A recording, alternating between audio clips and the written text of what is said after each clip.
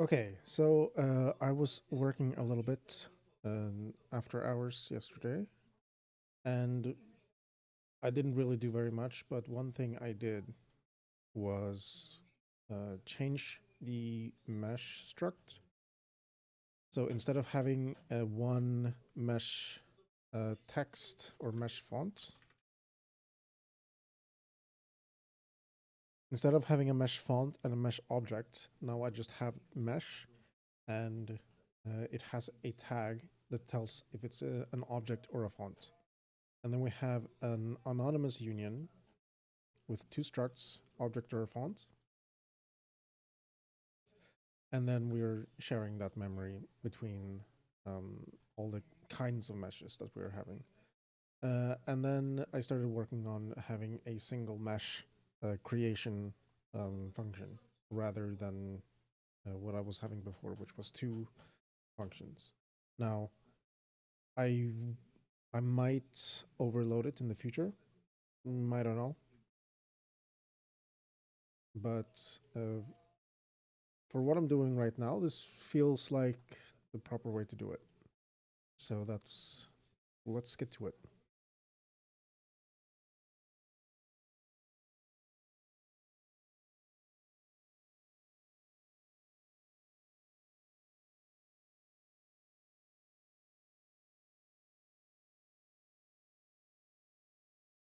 One thing that I did is also I have this shader program get with an ID.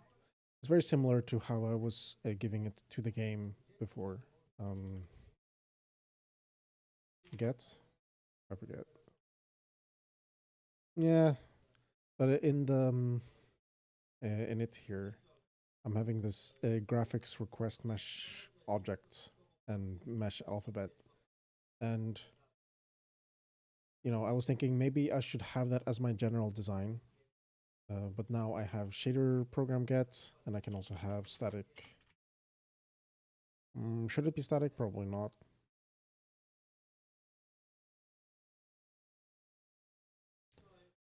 We can open up graphics here.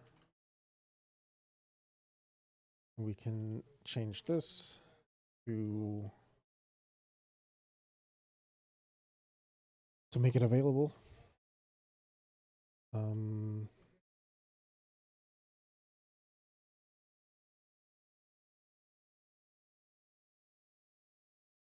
or does it? I don't know if it's making a difference really. Um, but basically, we will have the same for the mesh. So mesh get. Now I could call it something like graphics mesh get. I think that's unnecessary, especially since the first. Um, there should not be anything else called a mesh in the program. And also the first parameter is the graphics struct. So I think that's fine. And then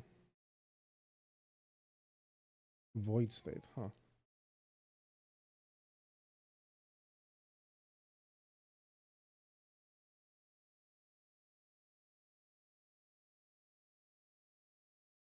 So in my game, GFX, this is a void.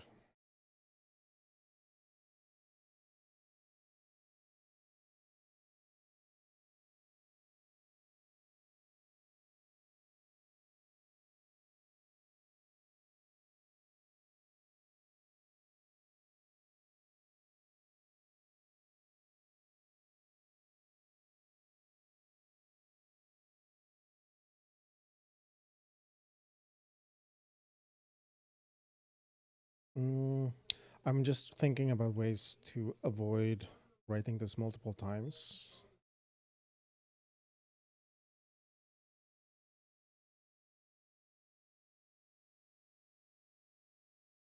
I might not even need it, honestly, because I'm just going to set the ID, right?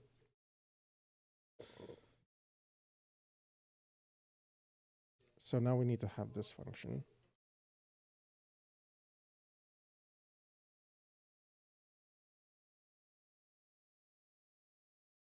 basically gonna be the same thing.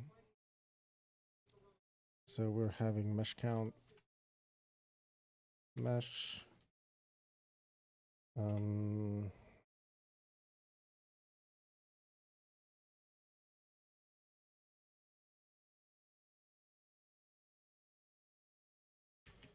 it's out of bounds. We're having the mesh result.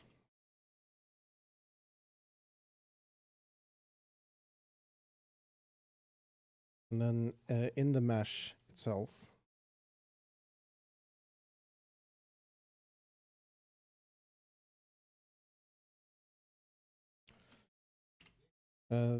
this would be set to indicate that it's actually set up and working. And then it would be pretty easy to like if I would because all of this is going to be all of the pointers are going to be valid. They're not going to be 0 pointers. And that means, well, technically, this GLU int, the value 0 is valid, I think.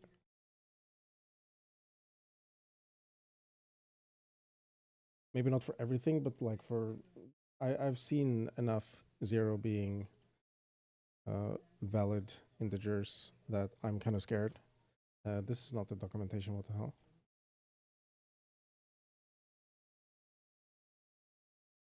Okay. Never mind that. The thing is that these ints for the objects or buffers, they can be 0, so I can't use that as my like check. So I'm just gonna put a bool in there and say, oh, if it's ready, it's ready. Otherwise, we have an assert, and the assert is just because like it should never happen really. That's it's not an error that I want to handle. It should just not happen. And if it does happen, I want to be aware of it. So I think that an assert here is the best option. Invalid mesh ID. And then we'll return the mesh.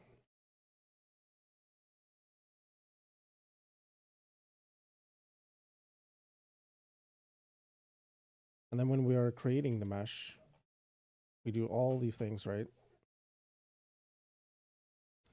And then right before we return the mesh ID, we take the mesh val ready equals true. So now it's ready to be used.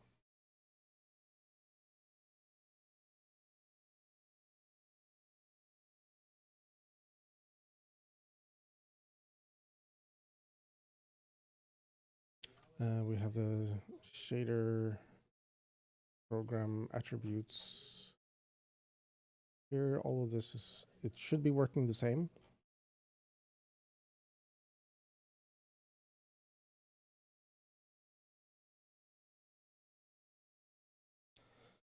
The font is, so for the font, we're doing the same thing, except we don't have an index.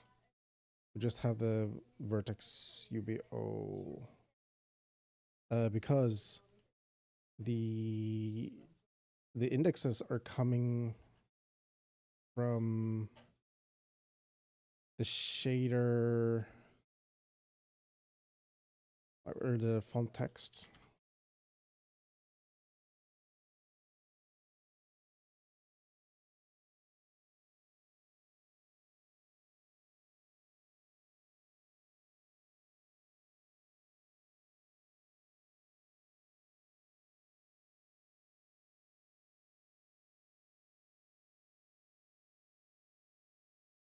String. This thing is a UBO, a uniform buffer.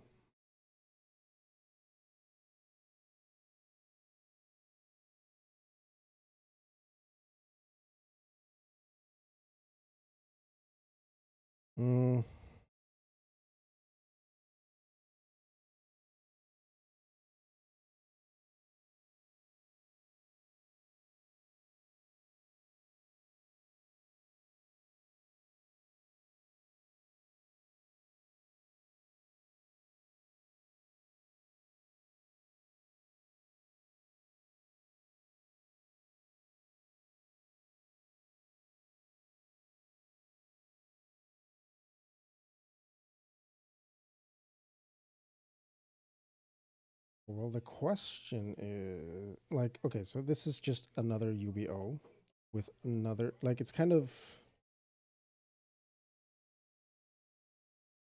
mesh text.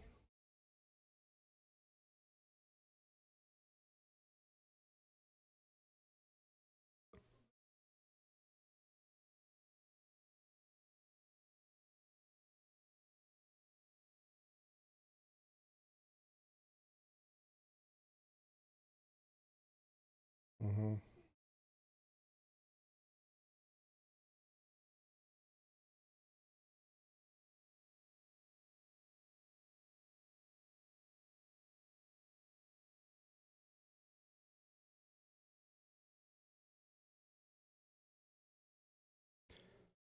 I think that maybe it's fine to keep the mesh text struct, but now we're gonna have a GLUint, or no, actually, I32 program ID. We're also going to have a I32 font size.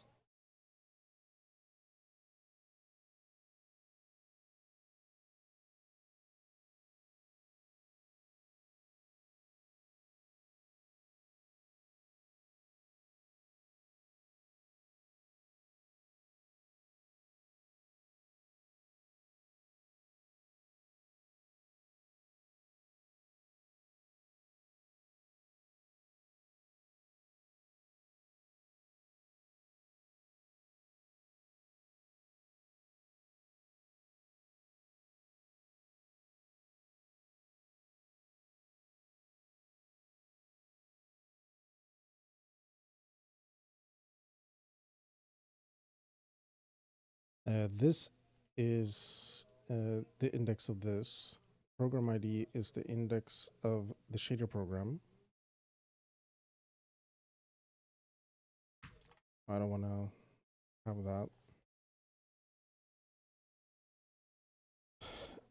And then we need to have GLUint the text UBO.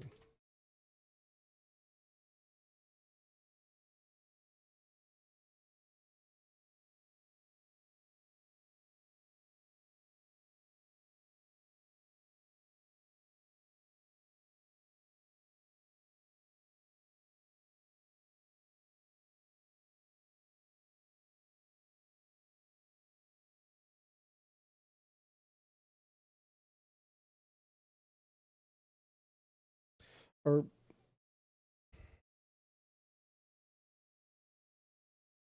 when it comes to OpenGL actually drawing it,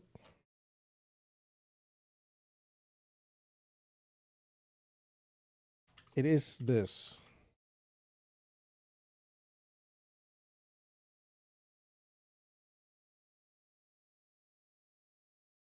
This is what it needs.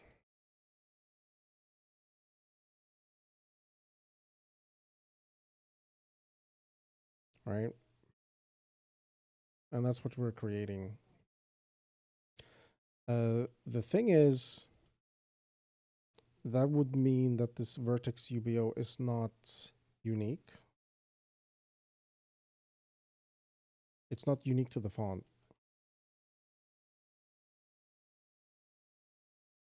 I could have an I32 index ID or UBO ID, right?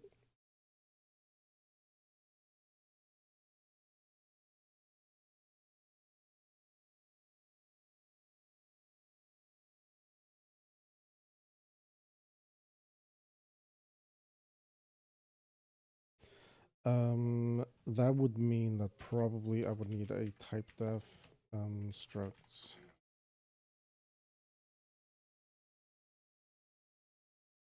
Uniform buffer, and I would have I32 users, you know, and then GLUint buffer ID.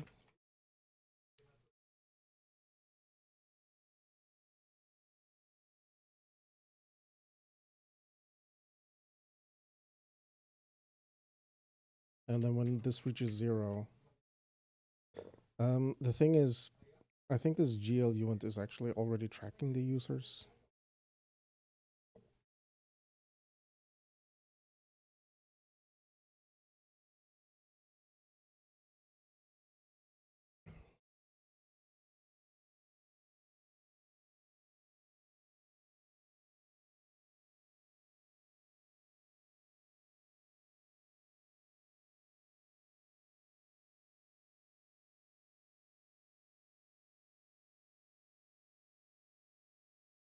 Or I guess, no.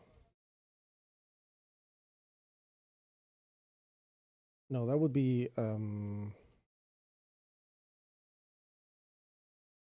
separate.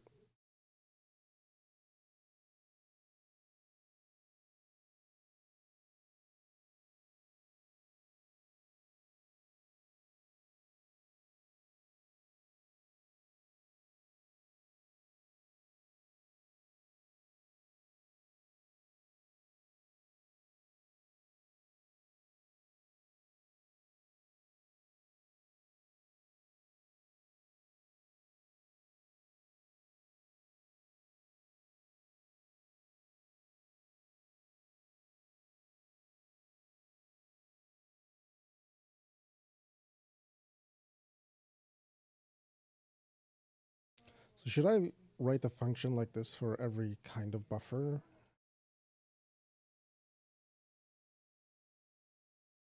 And then I can share, because I might have, you know, the same with the vertexes. I might have multiple copies of a vertex.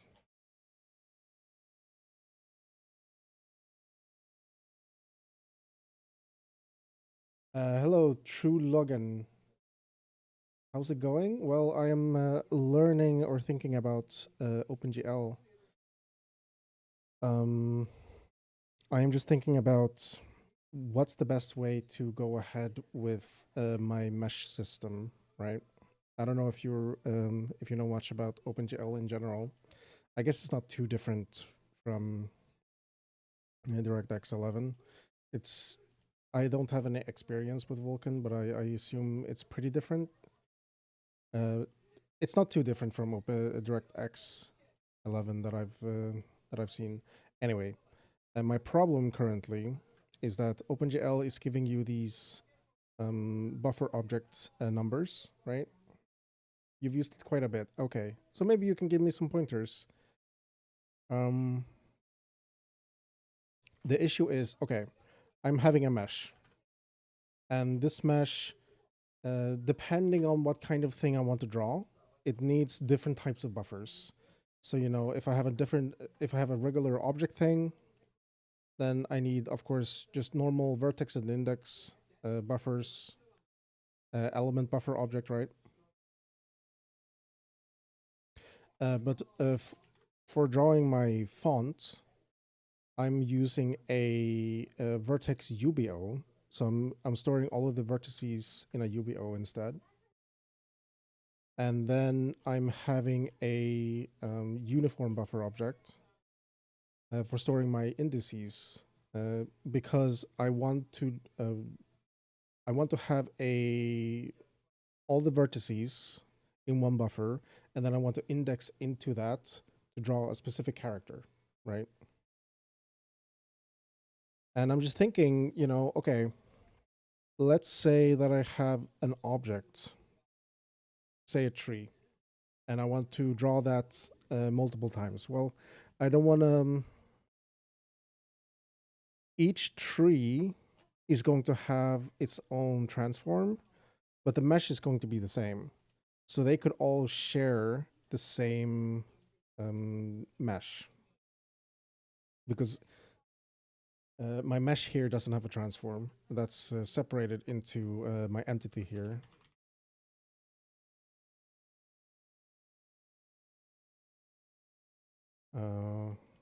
Where's my entity here? Yeah.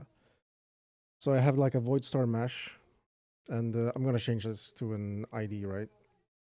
Um, yeah. I'm instancing things, so I can draw the same.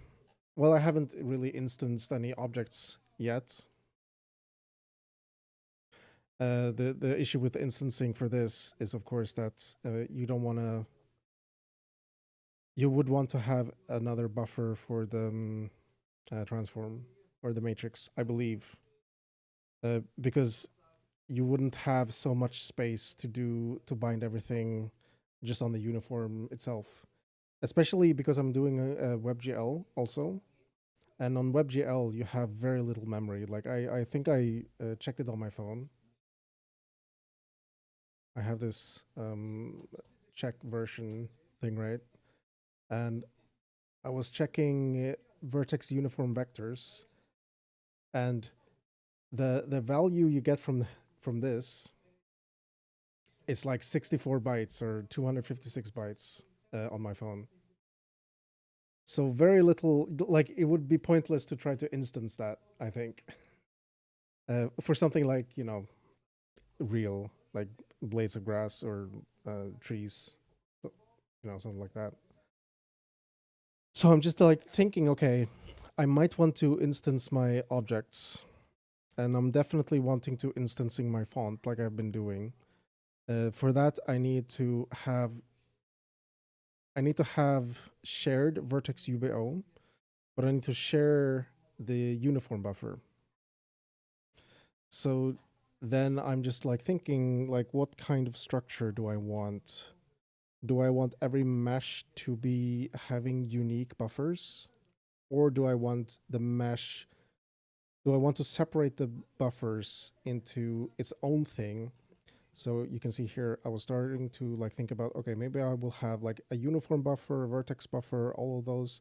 They will all have users for every mesh that is bound into it.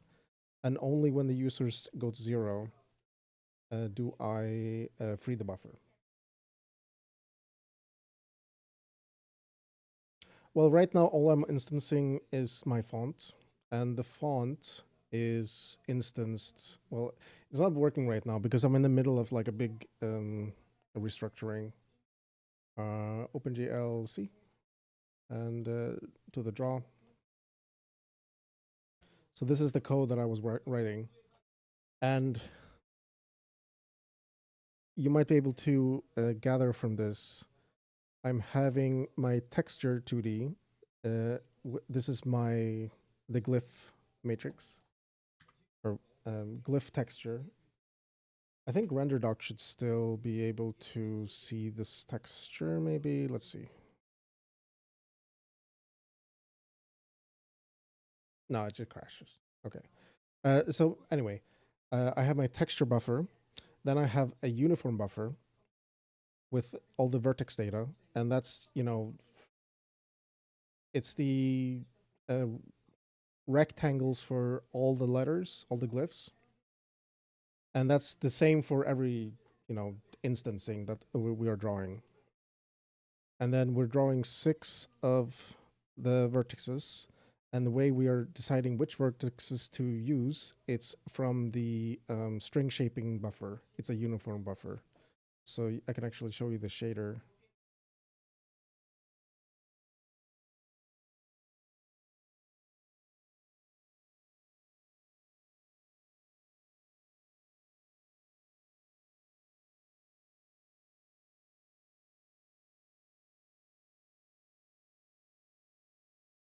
Sampler 2D. Wait.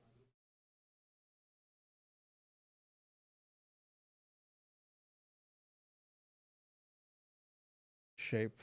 Right. So we have this uniform string shaping. It's a 1024 because WebGL is kind of limited in terms of memory available. So this is what I'm binding. I'm writing to that on my CPU. And then when I come into the shader, I just take the instance ID and I draw the shape. The shape contains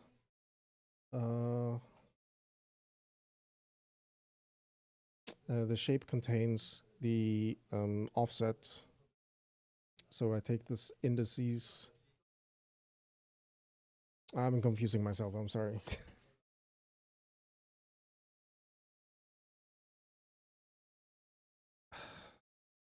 Where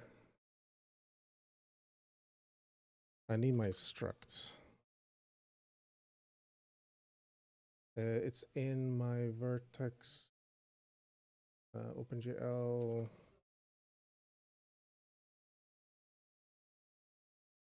Vertex font, shader,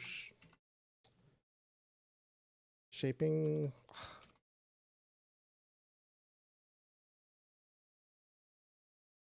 Damn it! Now I'm getting lost. String shape.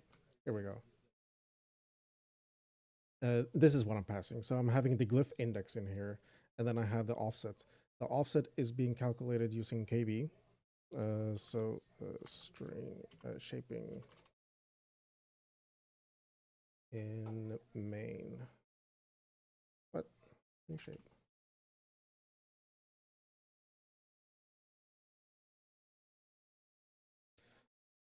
I'm confusing myself because I'm in the middle of the rewrite. Vertex font. Okay.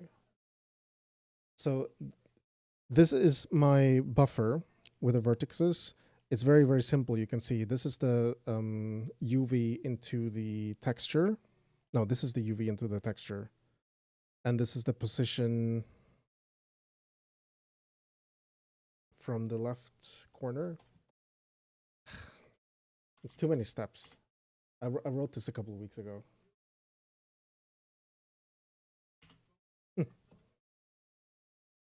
Right. I have my glyph. This is my texture. Glyph map. And I have these UVs, right? And then I also have the size that I want to draw, and that's the position. And then using the shape and this mesh string shape. Why is it in? Oh, it's in alphabet. Using this, these are basically cursor positions. So in my alphabet, it's not open, alphabet C.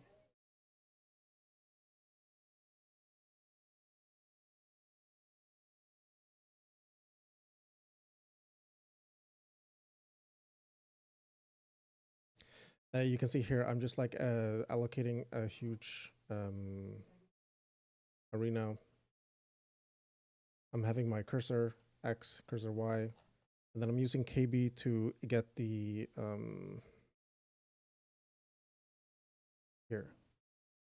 the offset of the character, and I'm writing that to my buffer, and then later OpenGL passes it to the graphics card, and in my shader I'm using it here, offset X, offset Y, and glyph ID. So that's a little bit messy of an explanation, but I'm just thinking about how to properly how to structure the actual program in a way that makes sense and isn't just because basically all I did was I went to my main function here. I made my load assets function, and then I just typed out what do I need to do, what is the minimum thing that I need to do. So you can see here we have vertices for normal objects, indices, and then I wrote this create mesh object, and I'm just giving those to there, creating the buffers, and I can draw it. For the doing the same thing with the font was way more involved. And the thing is, I want to reuse my assets. I want to reuse my glyph textures. I want to render multiple sizes, and then I want to be able to draw any string using the glyph textures and the sizes that I have generated. In general, you define your instances in a vertex buffer. If you're not doing that already, if I recall, I've defined glyphs via UBO in the past as well, if not a storage buffer. Yeah.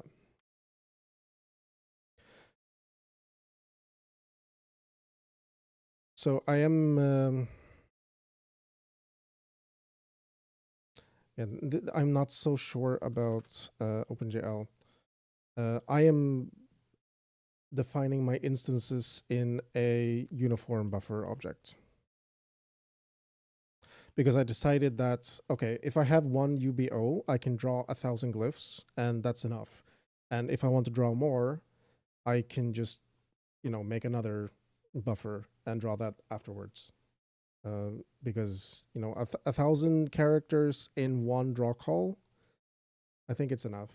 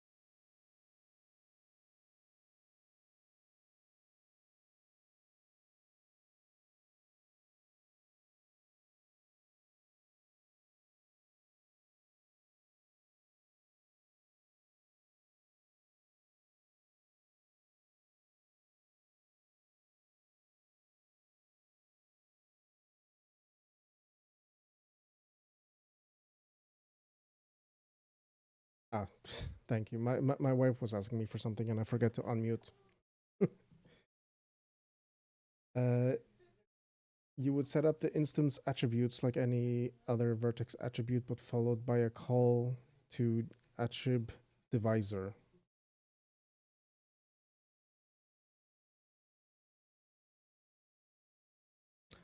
Yeah, all I was saying before is just that I set up this to be 1024 because that's enough for basically any scenario that I want to draw text for.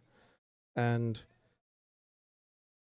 if I really need to draw more, I can just make another buffer, and make 2 draw calls if it's really, really necessary.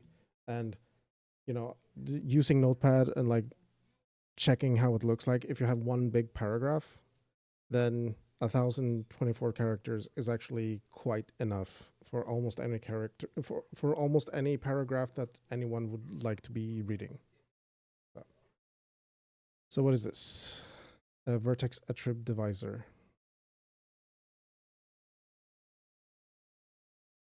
Modify the rate at which generic vertex attributes advance during instance rendering.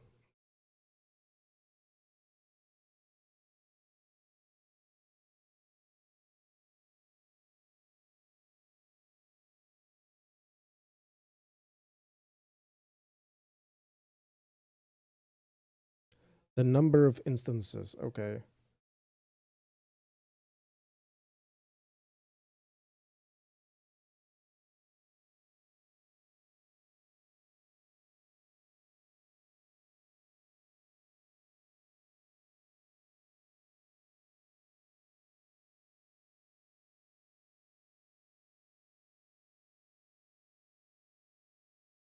So what is a generic vertex attribute?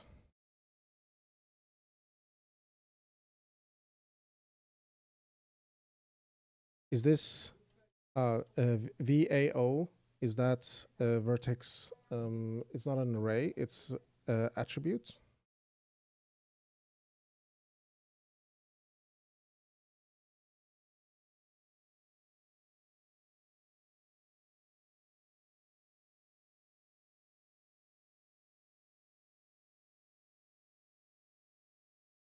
Yeah.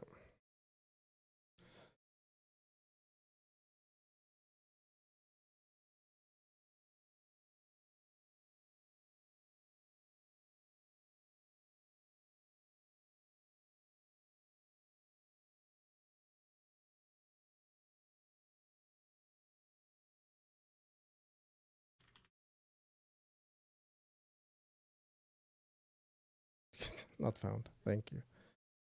Buffer objects. GL. So I need to, let's go to mesh. Create mesh on here.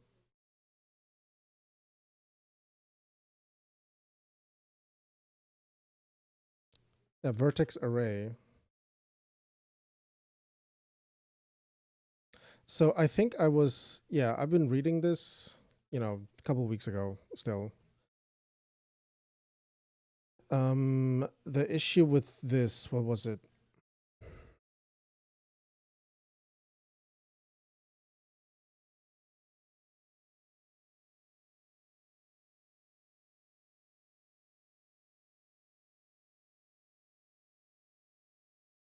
Yes, right.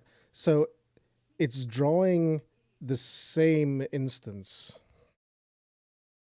6 times, the same vertices. So I am binding if I have a normal object, I'm binding this VBO, and that has the vertices. And then I'm doing my draw call.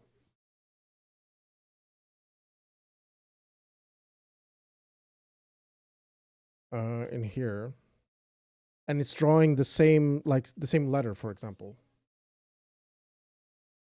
So what I want to do is I want to draw different letters, and I want to control the letters using the index in my array of vertices, and that's what I'm doing in the shader. I'm taking the vertex ID or instance ID. So I'm drawing the first one, the second one, the third one, the fourth one, etc. And then I'm getting the glyph ID from there, and the glyph ID is the entry, like the vertex, the 6 vertices that I want to draw. My instance would have the glyph index.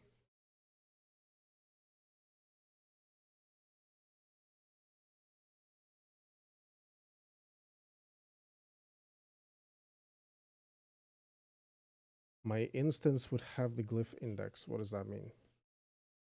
So when I'm calling this draw arrays instanced, I draw 6 vertices 6 times, for example.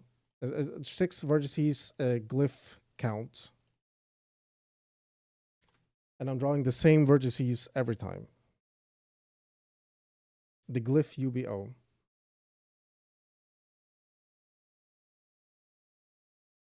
But I mean, is that not what I'm doing? I need, okay, I could have a separate buffer with a glyph ID. Fine. But all of the glyph IDs also need the offsets that I'm drawing at. And that doesn't really, I could separate them. My quad would be unit size, and you scale it by the glyph size. Well, the glyph size depends on more than just the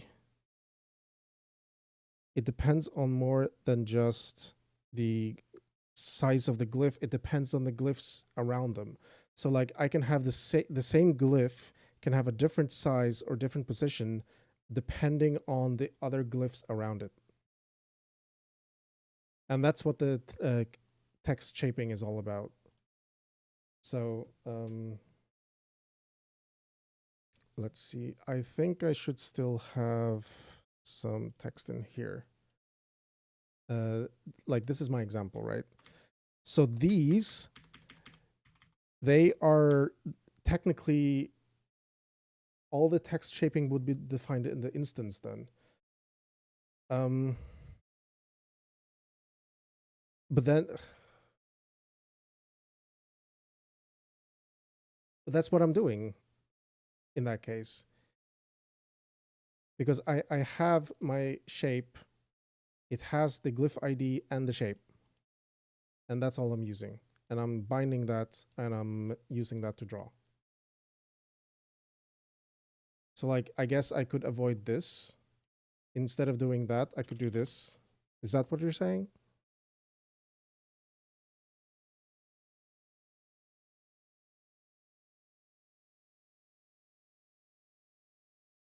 That's what it sounds like you're telling me.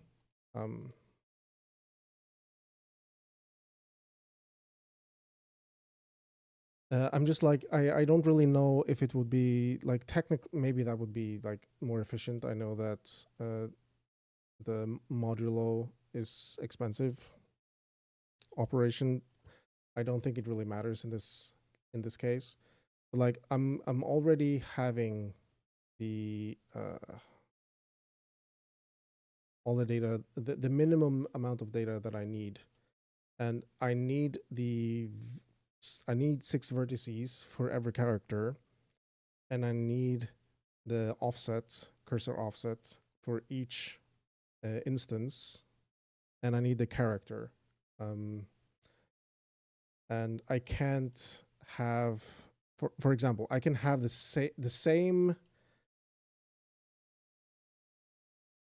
glyph ID can have different offsets, so I can't just put the offset X and offset Y is part of the vertex or something like that.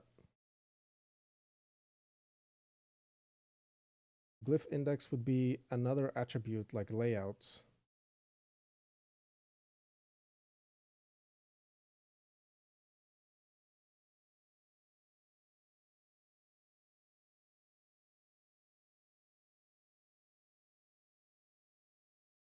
No, it can't be because it might, again, offset X might be different for the same glyph ID depending on what font and language I'm drawing in.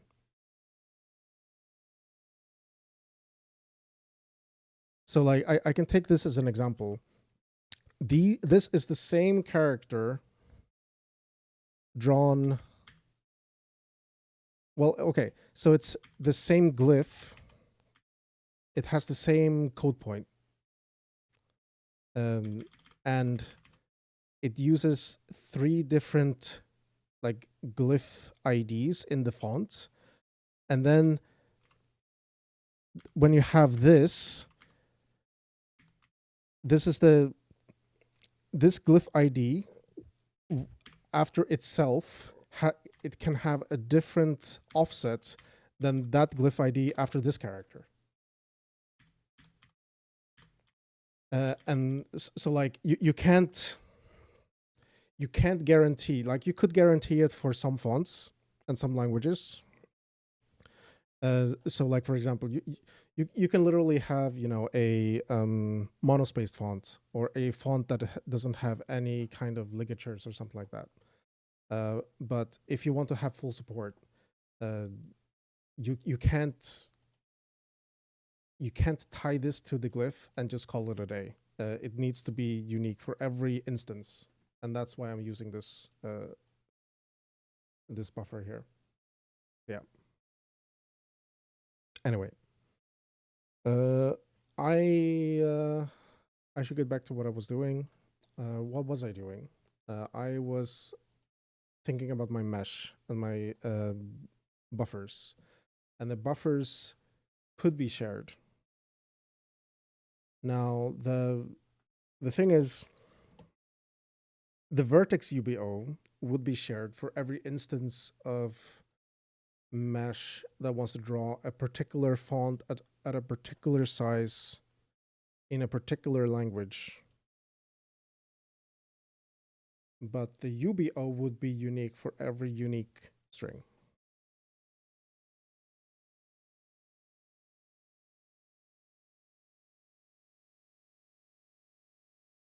So the question then would be, okay, do I have my mesh with unique data? Like, do I create a mesh object for everything that I want to draw? And then I just pass my mesh struct into my like draw call and go like for every, like not every entity, but like every mesh. Or do I kind of have mesh as like every unique thing that is like everything that can be uniquely drawn? And then when I want to modify it, like with a UBO for the like specific string,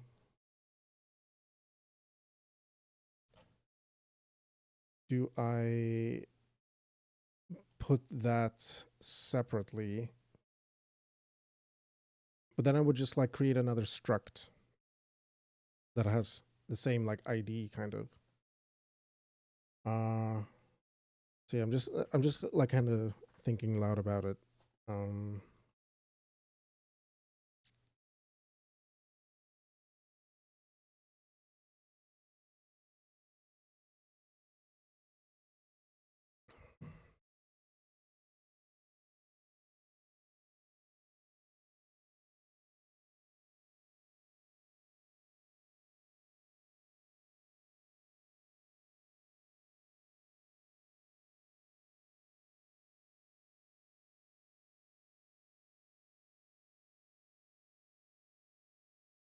these things I'm thinking like, okay, if I would actually have that, I can just like have them if there are null pointers or like, okay, this, if I'm gonna be consistent, then this should be another like integer like that.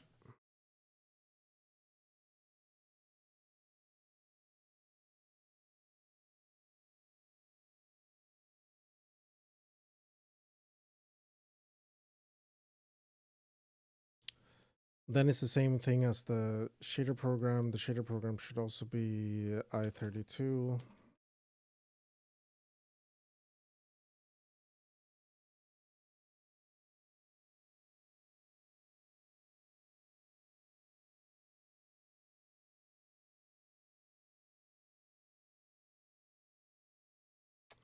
know, maybe this is better. Maybe it's better to just like have my, okay, I have my uniform buffer. I have my vertex buffer. Vertex array buffer.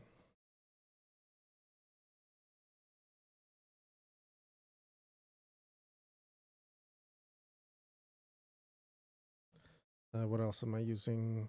Vertex buffer object.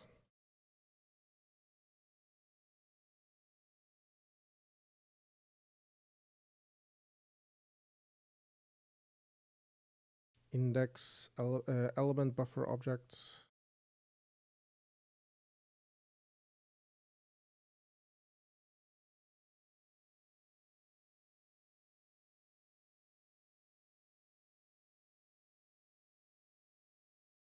Vertex buffer object element. And I can say, okay, typically used for indexes. I don't have like a huge intuition for what every every type of buffer or object does. I know that there are differences, like the size differences and how you can set them up, but it's nothing that I have like super intuitive right now. I would I would prefer probably to just have a single typedef struct buffer.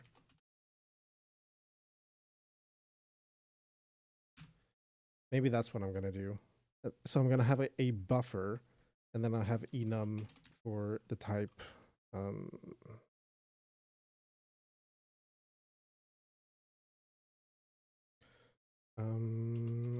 like this.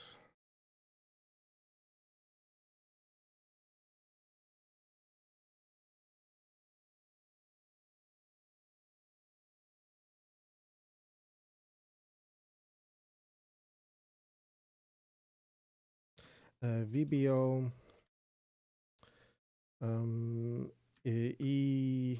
No. EBO.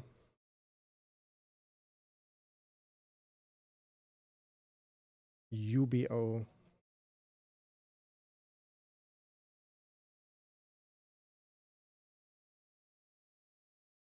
And then the final thing I was using was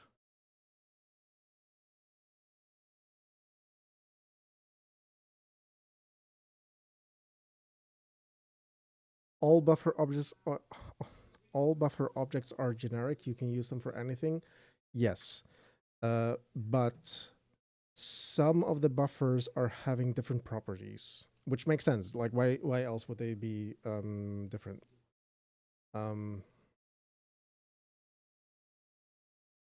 So again, I can only tell what I've like experienced through experimenting. But if I have a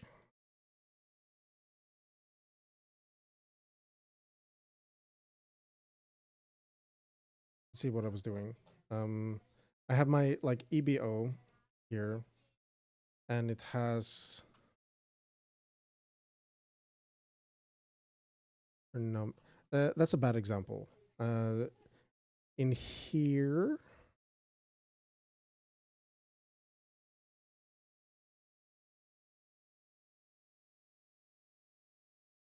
there was some buffer I had to say, okay, maybe it was the texture actually.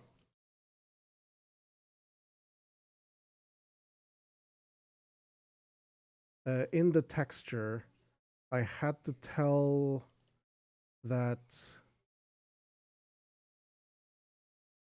like, never mind this, right? But I had to tell that it's a U8, not a float, or maybe I was using a float, but then it has to be converted to a U8. I had to tell it's a, you know, one-dimensional buffer, or like basically the packing of the data. So I can give it a U8 array, and then at the other end in the shader, it gives me a float. Or I have this int, but the size of the int is decided. Like maybe in here it's 32 or 64 bytes, I'm not sure. But when you're in here, I have to say, okay, it's a U8 or a U16 in order to make it like understand what the data is and not mess it up, or like have the way it's chopping up the data and interpreting it. So I've noticed some differences like that. But when I'm reading, okay, we have VBO and EBO and UBO. I'm not 100% sure why I would use one over the other.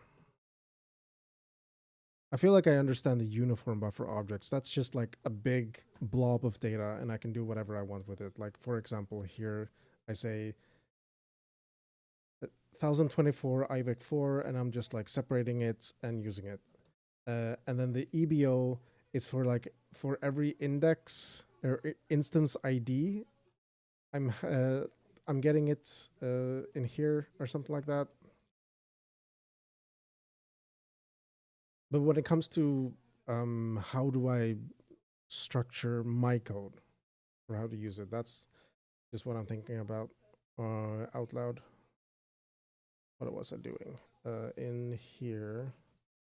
Yeah, I think maybe I want to have my tag like this. UBO, was it? There wasn't another one, I think.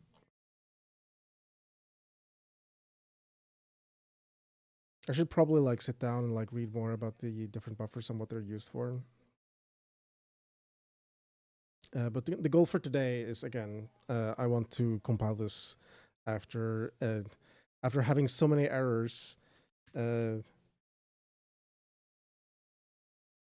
For making a bunch of changes. You can see 3 errors, not more.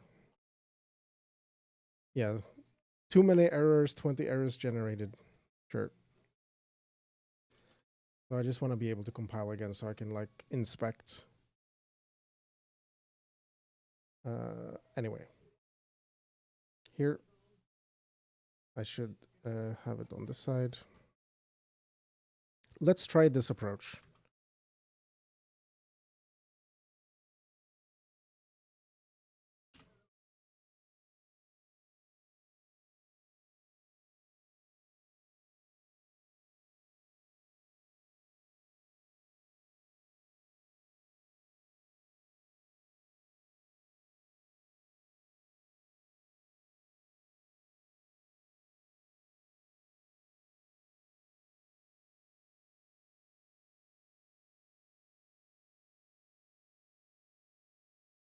So that would mean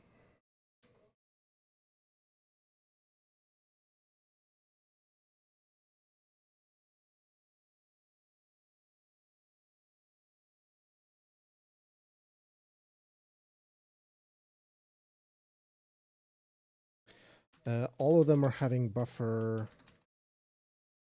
VAO, at least so far. I think you always want to have a VAO.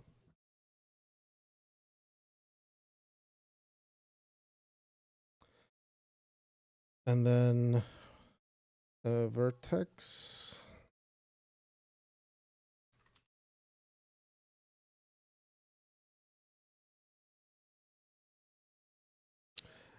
Actually, this should be an ID.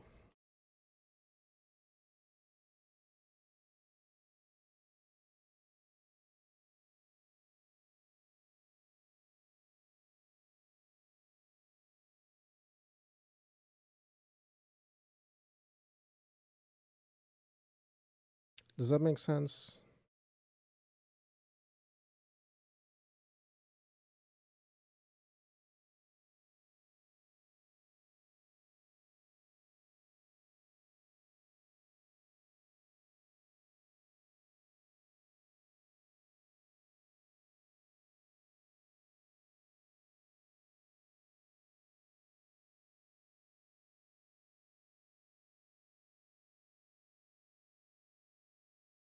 A uniform ID.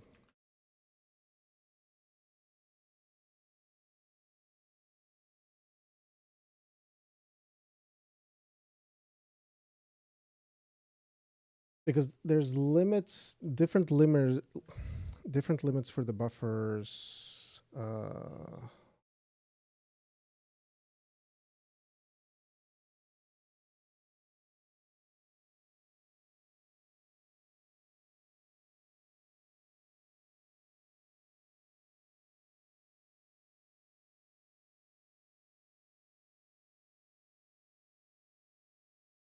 Can I not click that?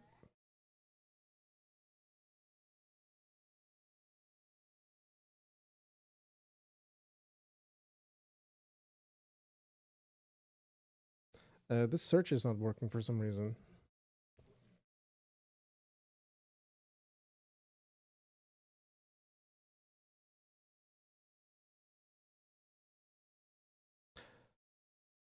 I don't even know, like, if there's one pool of the memory for all of the buffers you want to bind, or if there are, you can have 1,000 VAOs, but you can only have 256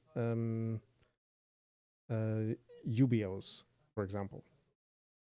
I think the sizes of them are different as well.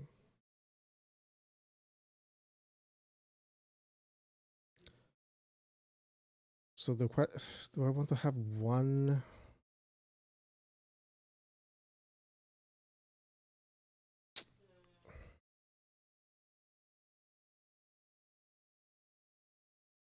Maybe I don't need a tag.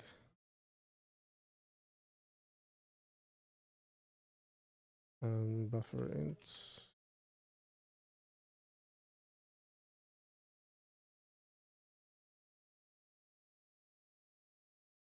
Maybe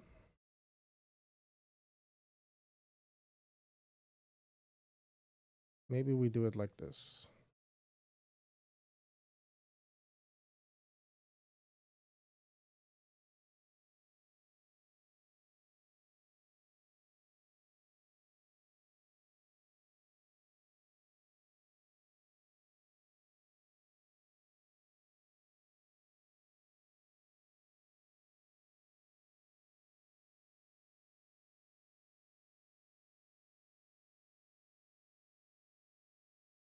I'm typing the numbers in here, but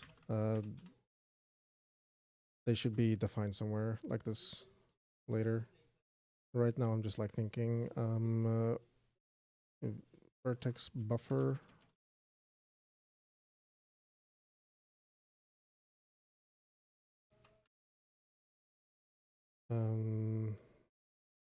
An element.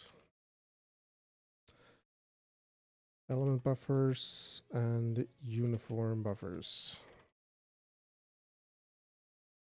And then I can decide later what the limits should be. So we need to have counts for all of them also.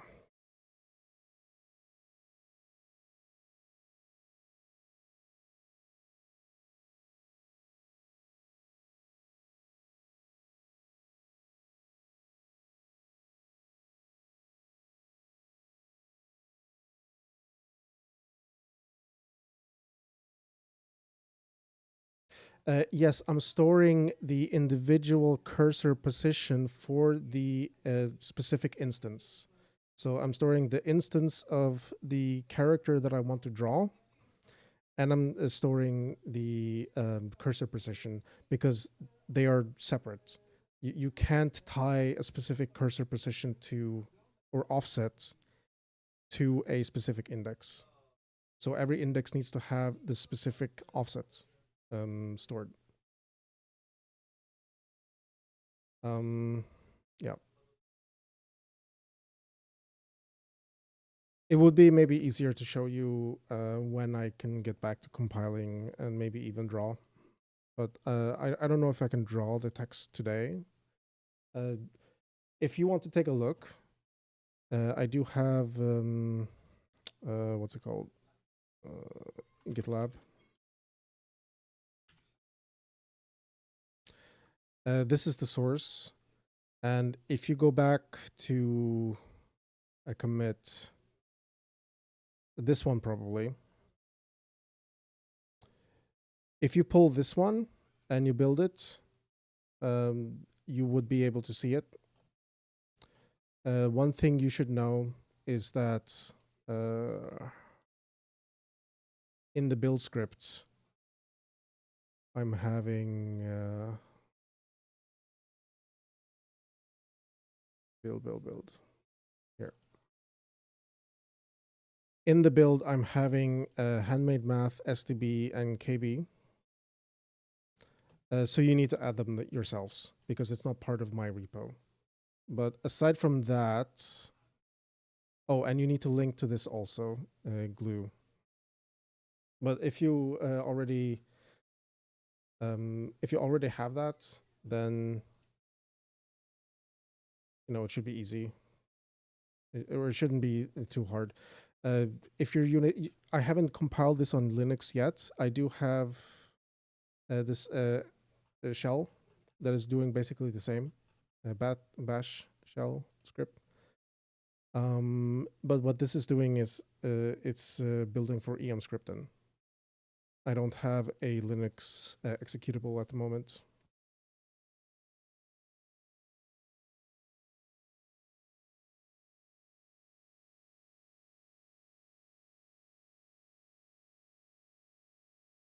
That should go to a vertex buffer, not a UBO.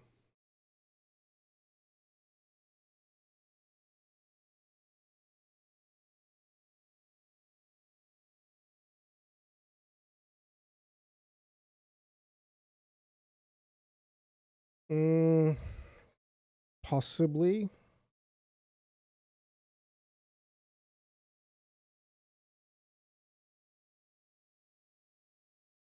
So the thing is, I need the specific index anyway, and I need the specific offset as an integer anyway. Or is it an integer? No, I forget. For every index, I need the offset. And so, yes, I could bind two buffers and I could write it to separate buffers and I could bind it to separate buffers and I could draw it from separate buffers for every instance of the text that I want to draw. But right now, I'm doing the simplest thing. So I'm literally here, alphabet C. For the index, I'm adding it to the same buffer, and then when I'm done, I'm going back to my main at the moment. When I am done, I take the string shape.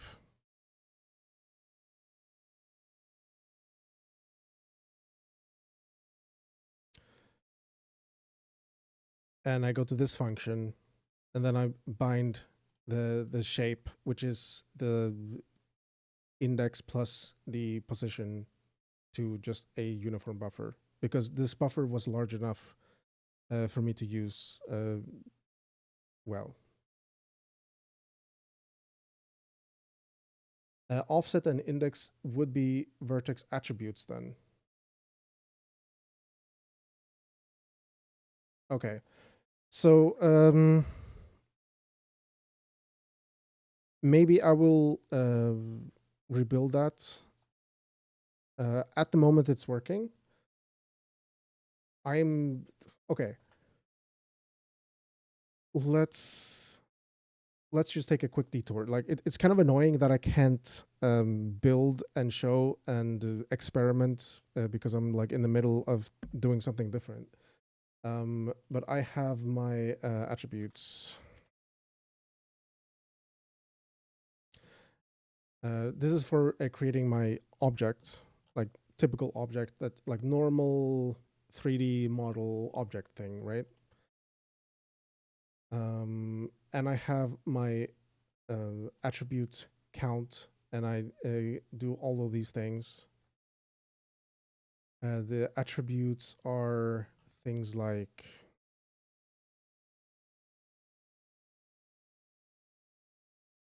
what are my attributes?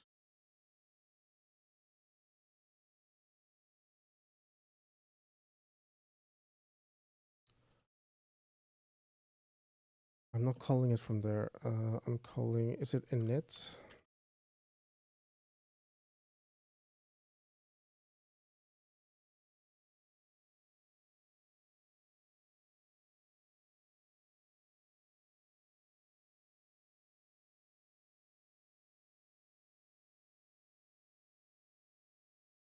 Graphics setup, I believe. Okay. So I have, here are my attributes for a typical thing. So I have position and color, and so the reason why I couldn't add the shader attribute here for the character might have been that I didn't know about the attribute divisor. That might have been it. So maybe I will try that again with the attribute divisor later. But yeah, I will think about it. So thank you for letting me know.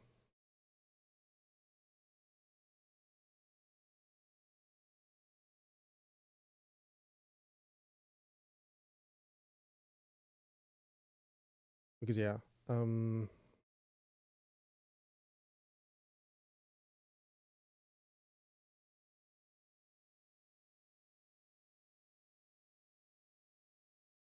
I do remember that probably I was like, hey, every time I'm trying to draw, it's the same. It's starting like I couldn't like decouple the index that I wanted to draw. The index into the vertex. I couldn't decouple that from the instance ID, and that's why. Okay, now I really want to go back to what I was doing. So, because I do want to compile this today.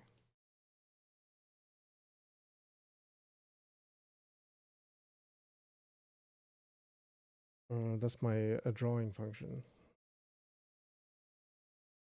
I was working in the header file.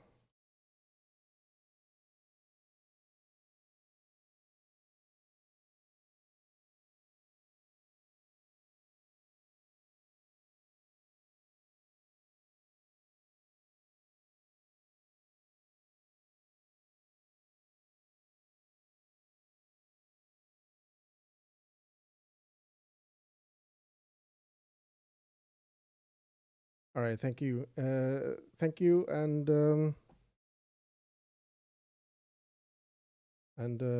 have a good time, I guess. Yeah, take care.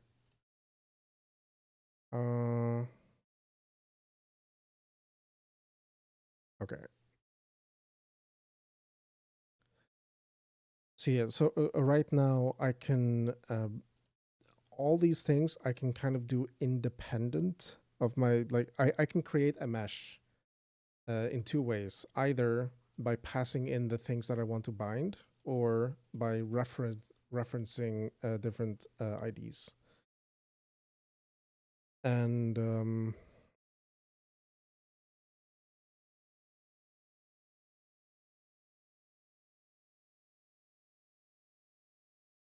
so probably then I need to have different functions for each one.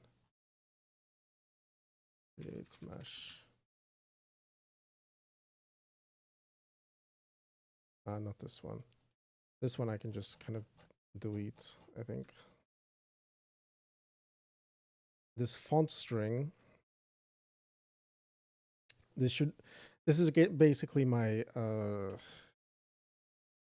my template for creating buffers. So I32 buffer create, and then we have the buffer tag.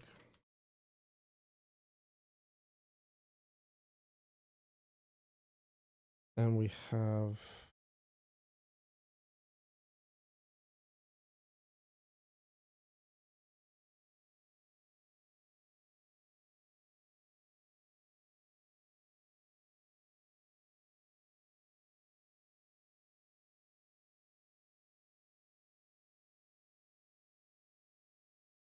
mesh tag. Oh, I might have commented it out. Yeah.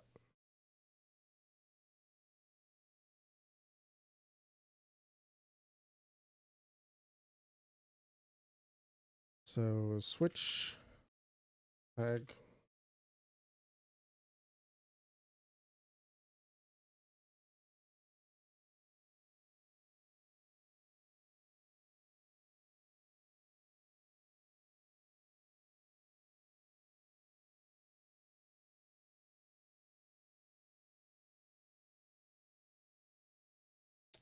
VAO defines the vertex attributes and which buffers to use. I think actually the VAO is like the one thing I don't want to have there.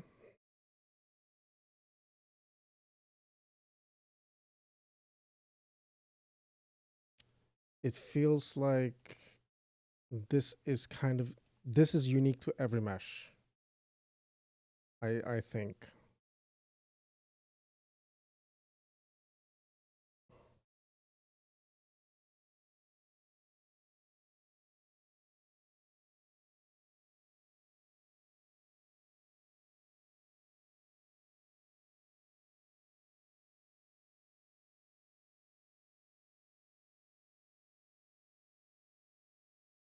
Okay. So let's ignore VAO for now. We have VBO.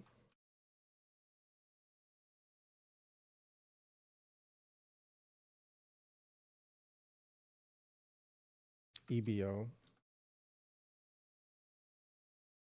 UBO, and nothing more for now.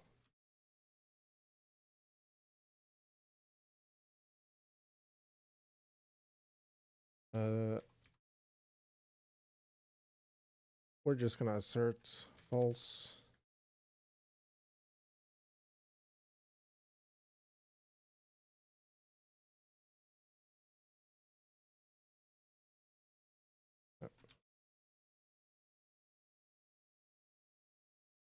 So let's see what we're doing.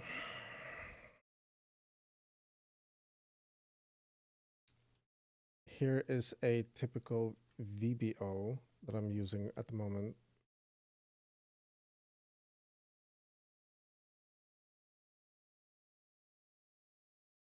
I don't want this to be too generalistic also.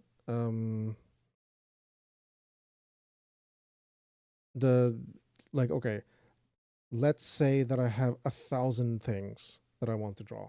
Well, technically, all of them could have their own super detailed setup file, and then I can just like literally call the API based on that setup.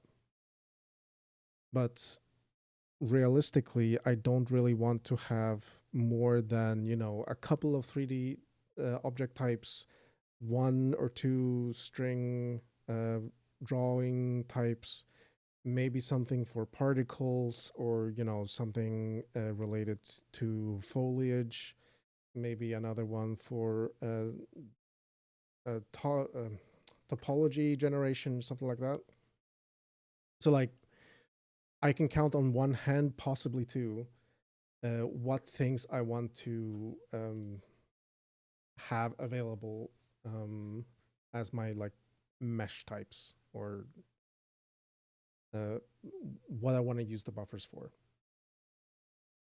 So based on that, like this is not super flexible, but I'm not looking for flexibility. I'm looking for something more structured that I can like easily use. Oh, I want to throw in another 3D model, then just like, here you go. Like create the mesh, and here's the GLTF file, right? So that's kind of what I'm trying to achieve. VBO.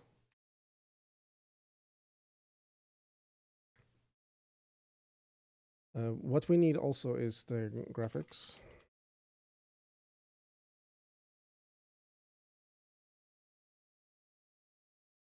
So we are having the ID.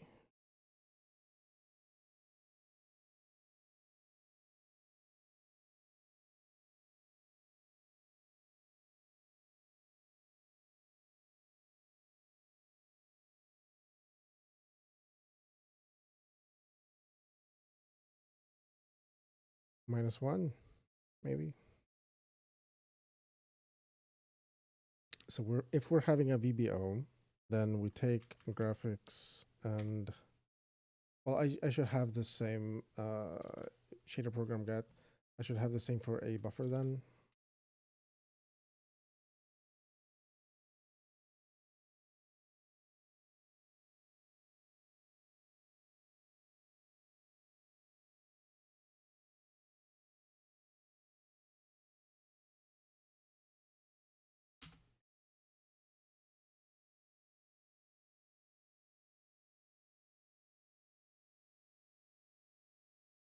I can't do the count.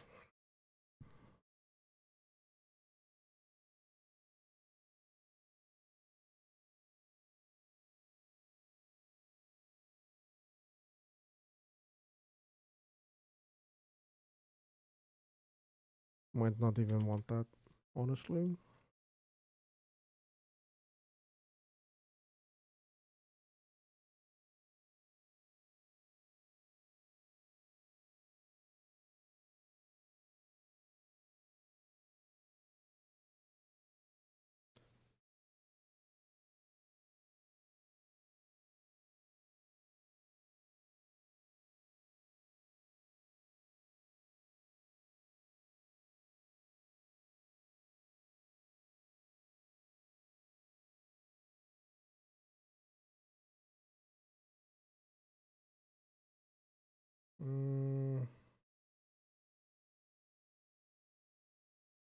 If I want this to not be constant, then maybe I should just have another switch in here, like honestly. You can think of a better way, but I feel like at the moment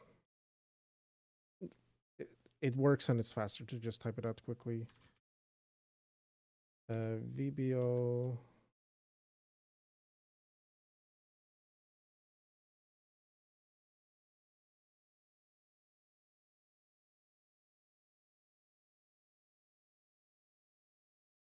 EBO.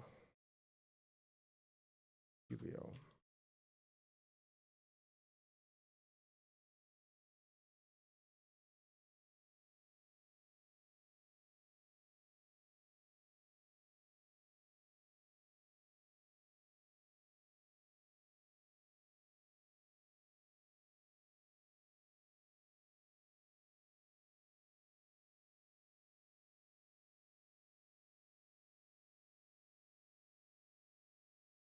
the same thing.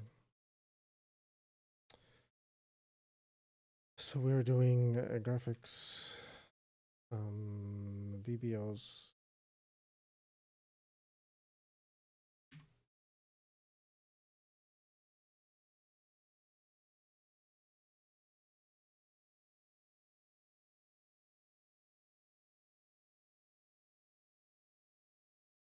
No, I'm getting the buffer, not the ID.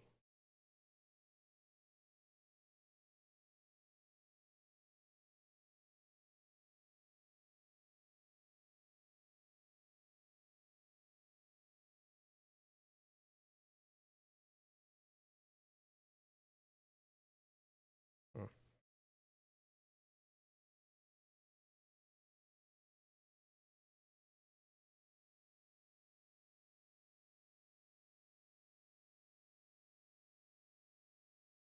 These are all linearly allocated as well. I'm not really having a way to free them, but that's fine. That's fine for the moment. It's a future me problem.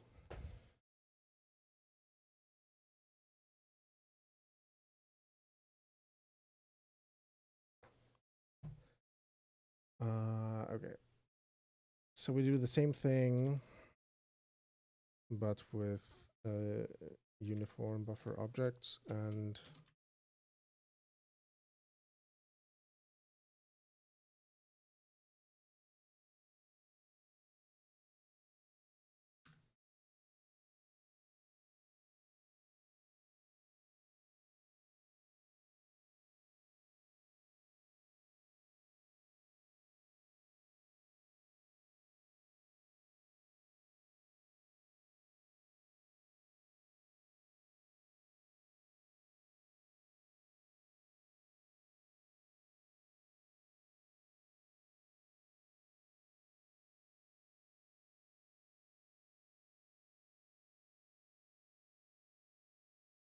maybe I should have in the buffer also, because I'm definitely I'm gonna run into some weird bugs.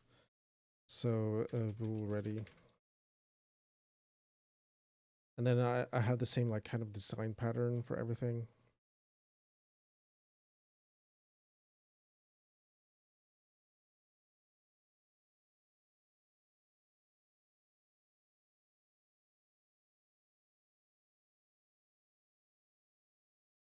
This one. Invalid VBO.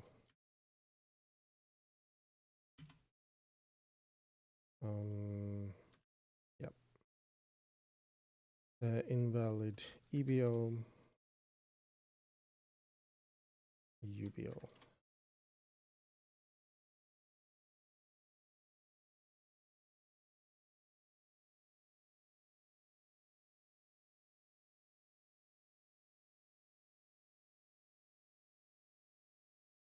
And then we'll return the results. Maybe we can do null pointer here. It shouldn't make a big difference, but you know. Buffer get. Okay. So buffer creates.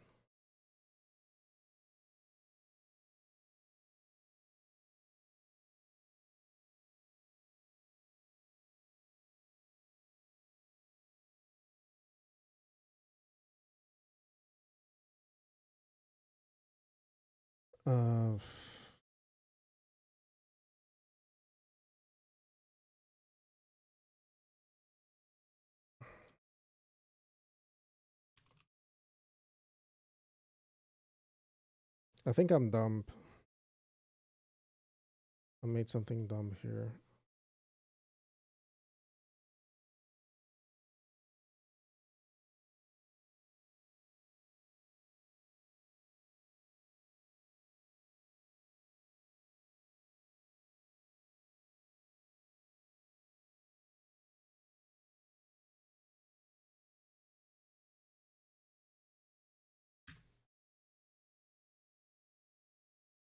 BO maybe. Buffer object.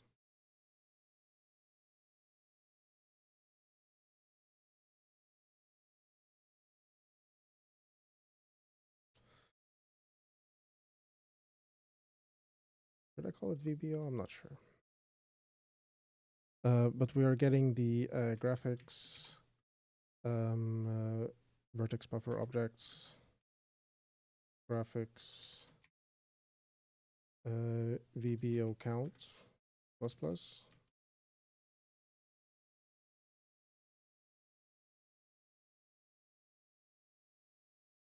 And we should assert that this is VBO ready is false.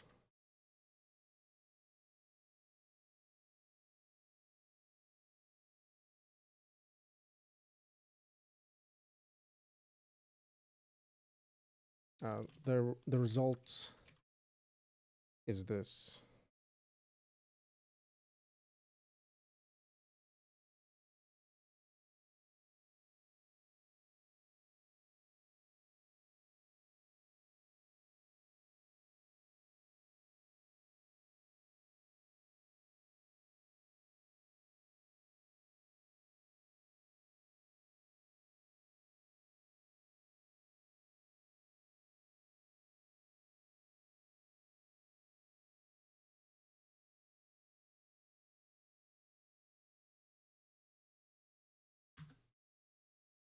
And then at the very end, we can do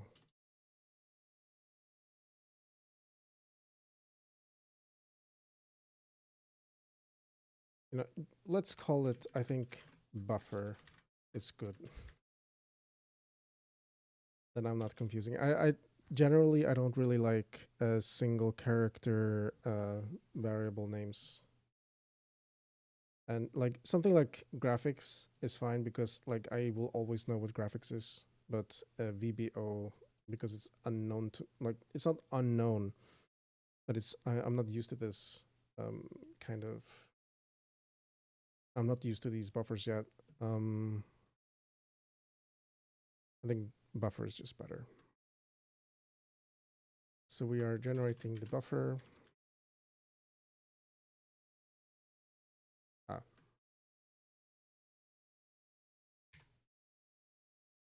Buffer. Oh no.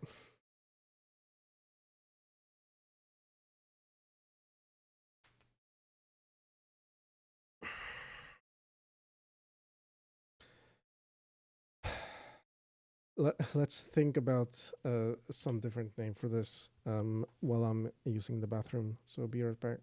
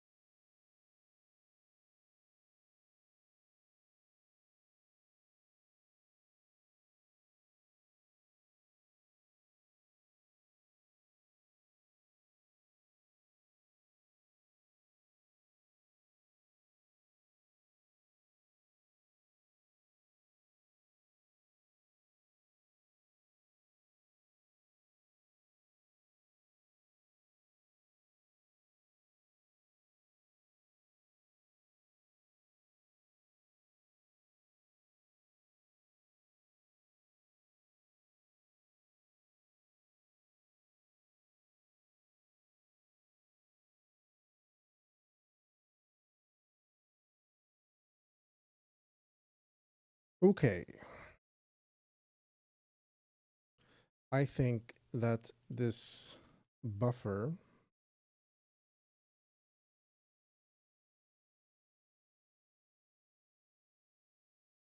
this should not be called buffer. It should be called something different.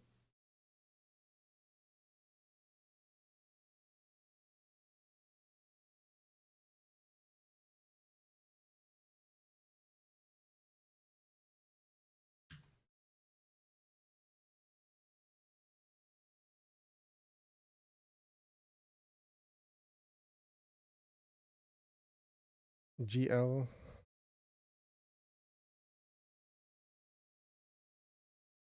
GLID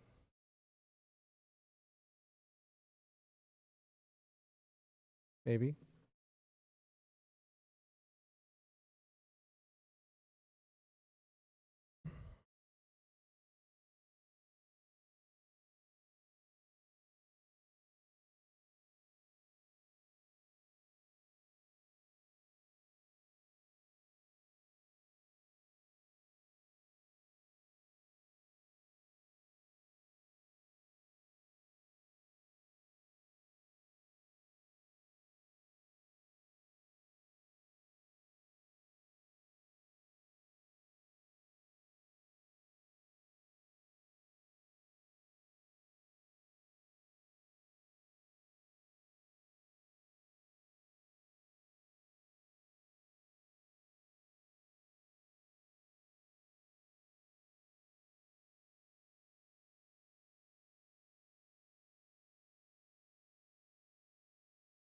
So like the reason I had this in my create mesh before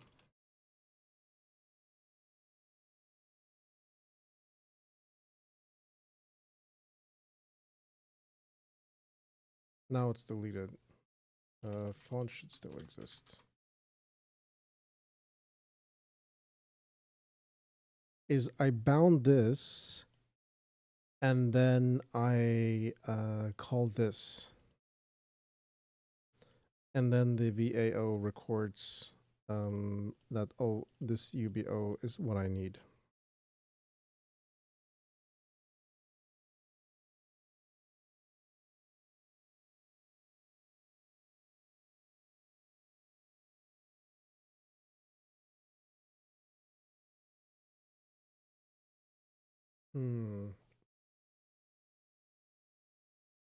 Wait a minute.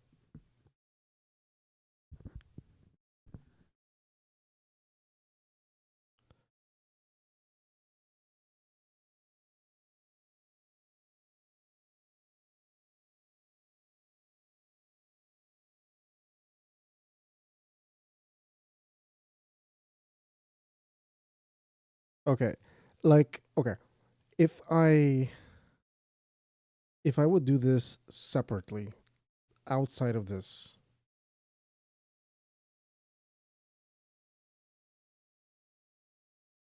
then how would I do it? Like I would do something like bind vertex array with this value. And then I would do all the bind buffers separately. Just call a bunch of bind buffer with the IDs that I have. And I would do that once. And then later I can just call the VAO. But then first I want to create the buffers. But when I'm creating the buffers, I don't need to bind them. Do I?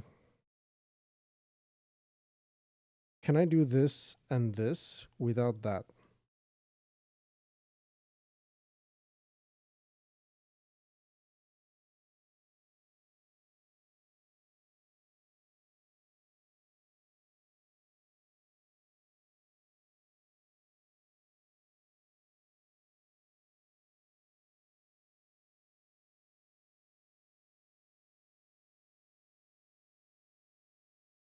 I guess we will find out.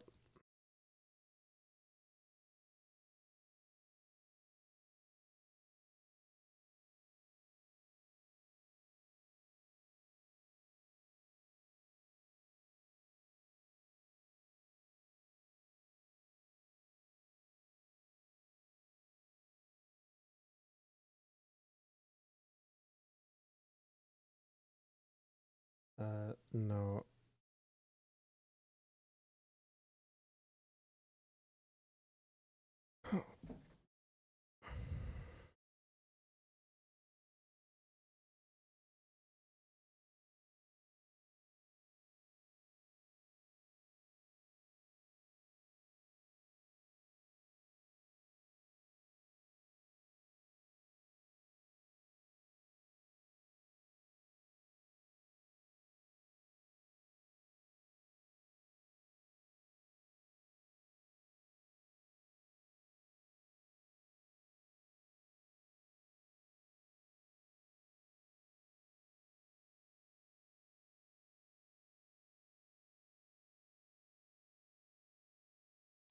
When a buffer object is bound to a target, the previous binding for that target is automatically broken.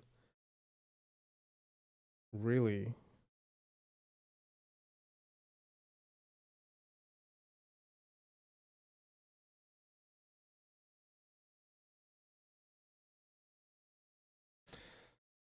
What?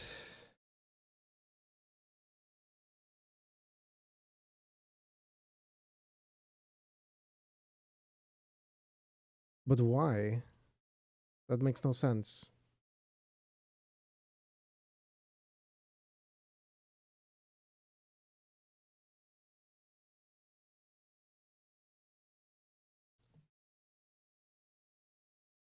I mean, okay. Let's say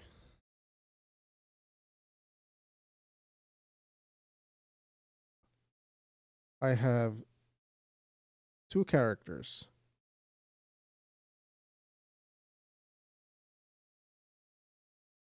I have two characters like this, right?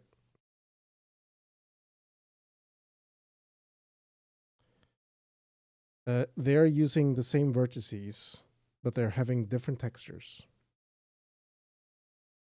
So this guy is red, this other one is blue. So same vertex, different texture. If I'm binding the texture, because I'm binding the texture, right?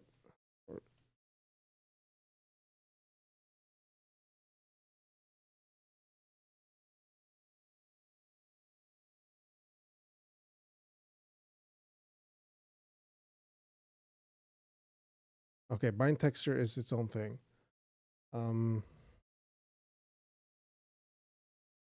So maybe that's different. But I mean, just so what else could be different about them?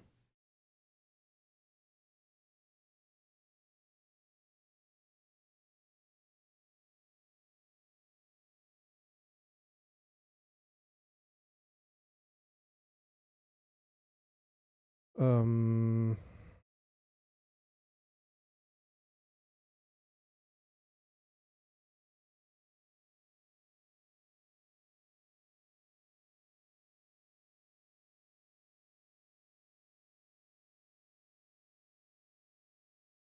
like I get for every vertex,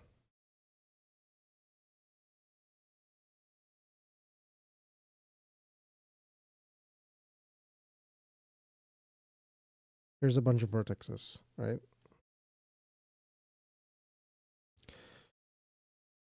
You're having your, 1, 2, 3. It only makes sense for the vertexes to have the indexes or indices.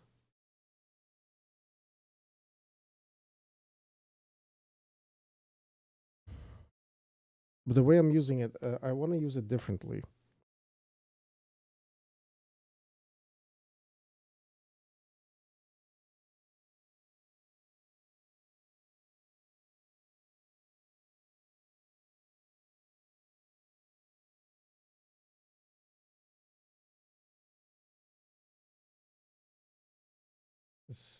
This music is pissing me off a little bit right now.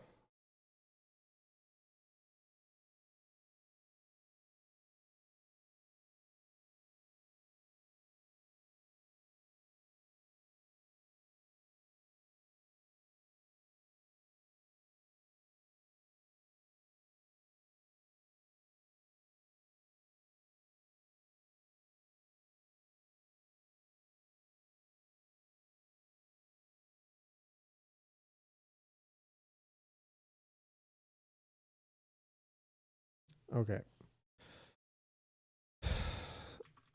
So I need to understand this before I continue, because this is actually a pretty significant thing that I didn't understand. What are we having?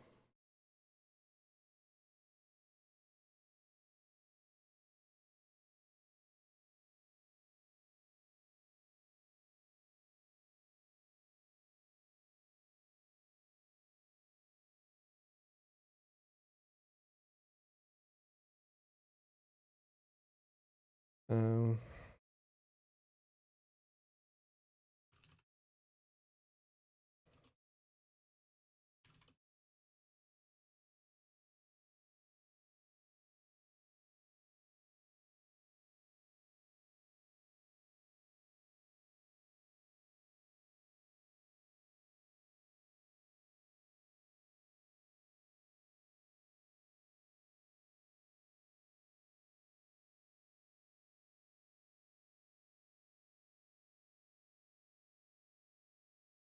yeah, I can absolutely share buffers.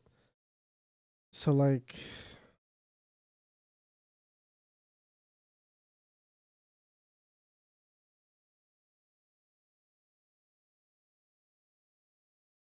they both point to the same memory on the GPU. So like, I'm having my function create buffer create.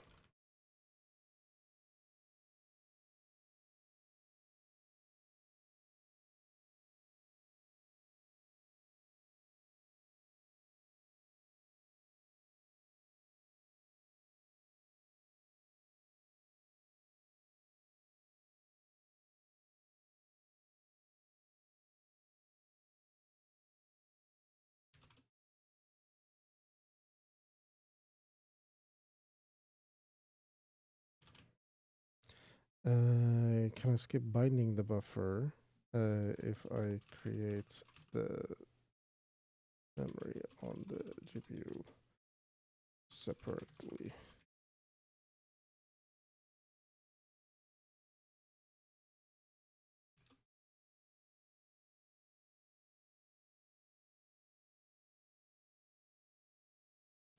To create the buffer,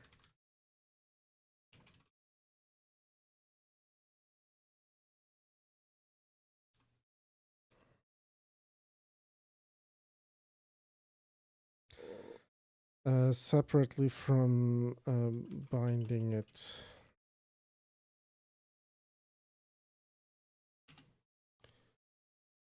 Let's see what it says.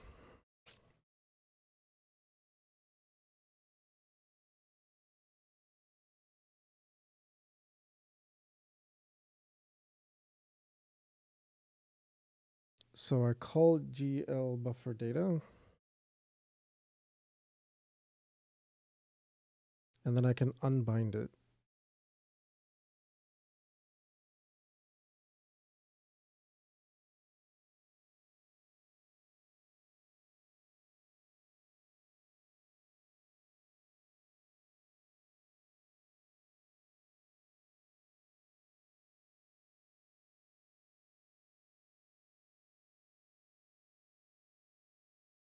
So we have GL buffer data.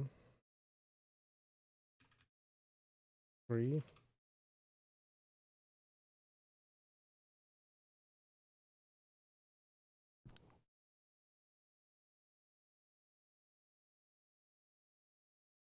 Docs.gl, by the way. What is this website?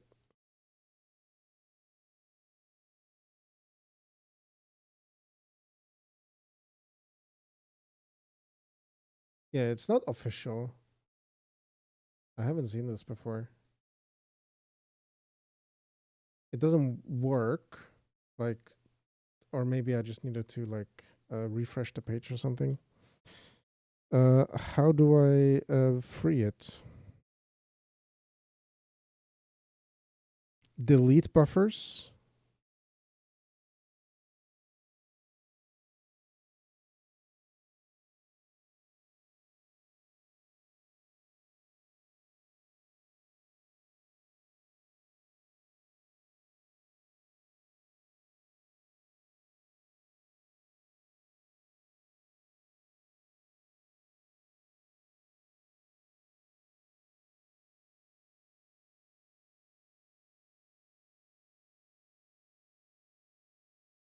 So I still have to do the bind buffer thing, which makes sense. Unbind. Unbind, not freeing. Okay.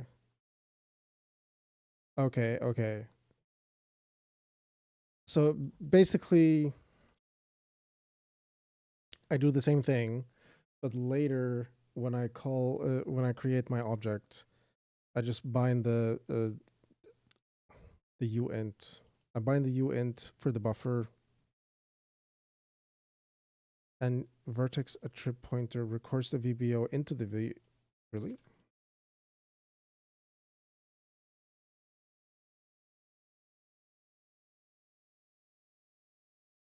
Where?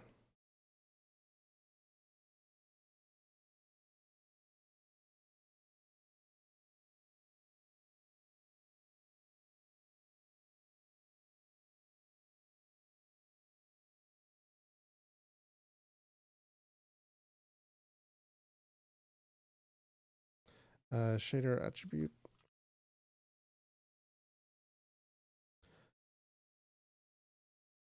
Da, da, da, da, da. But that's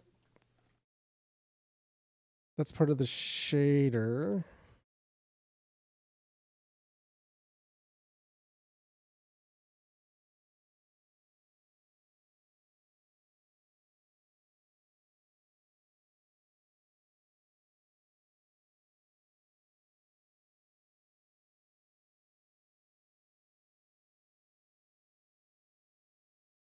So like, okay, we're having this ID index ID.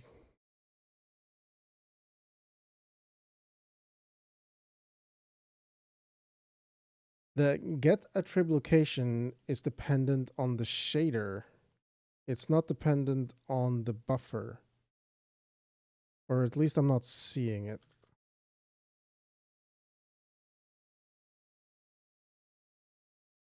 Because this index is based on the actual name. Like here. That's what it's dependent on. And that's for the compiled shader that is in the program. And we are having this location. It's like kind of an offset into the blob, I think. So first thing, that should probably be called like lock instead. Secondly,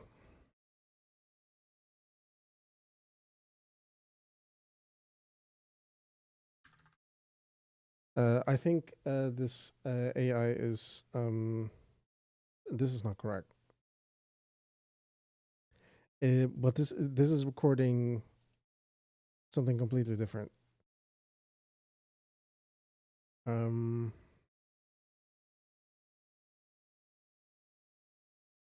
I don't trust that.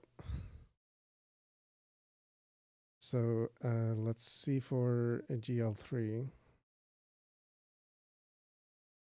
It's a little bit small.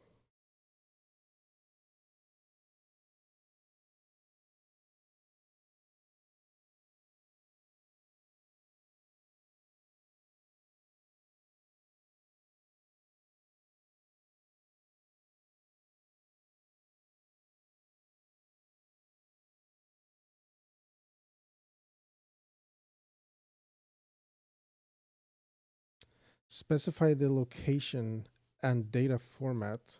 Okay, but the location of what? Of this.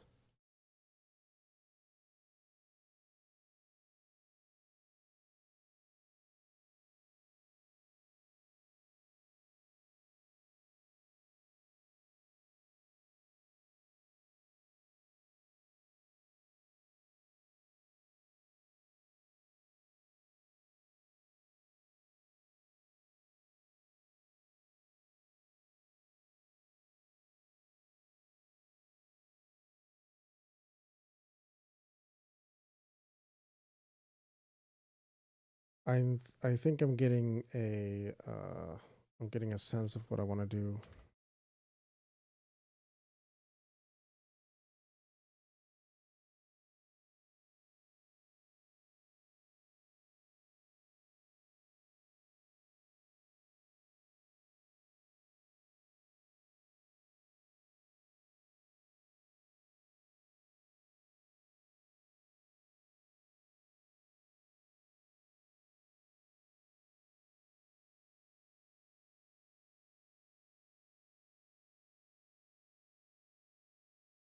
So it's the we have data stride, but we also need the count.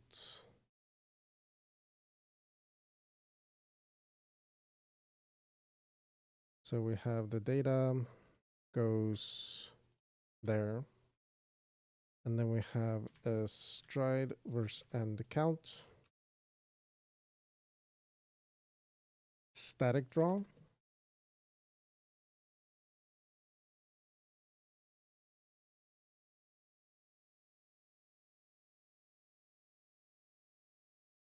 Not found.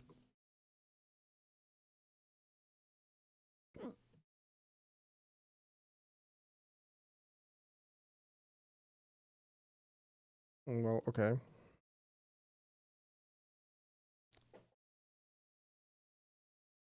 Yeah.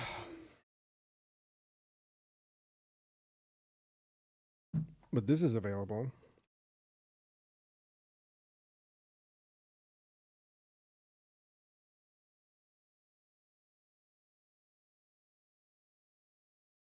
Usage.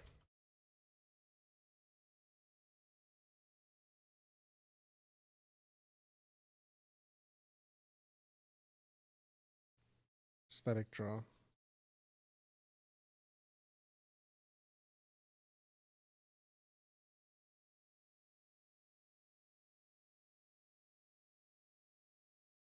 Ah, okay. Modified repeatedly and used many times.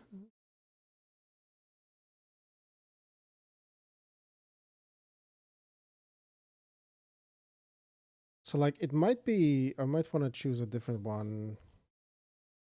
This documentation, hey, true login. This is a very nice documentation, much better than the one I was reading before. That's kind of why I was like, okay, OpenGL, something like that. And I'm like reading this, and it's like,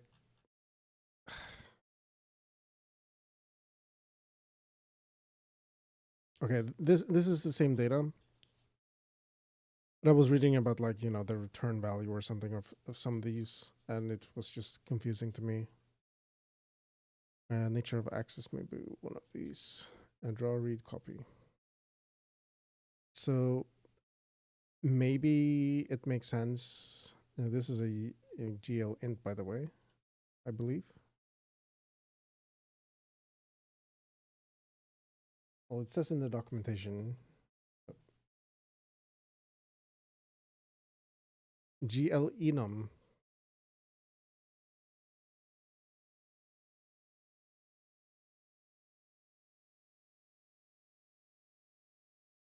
We can throw that in there. Array buffer.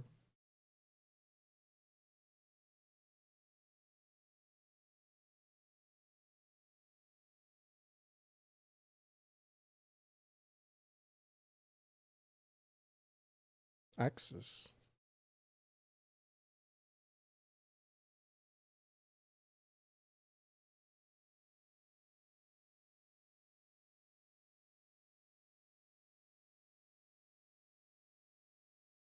So it's like 2-in-1. You can stream and draw, but you can also stream and read. Or you can stream and draw, but you can also dynamic draw. And then it's like 2-in-1.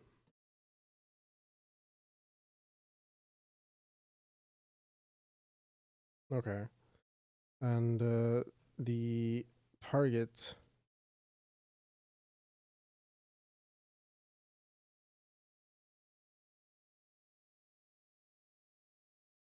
Target.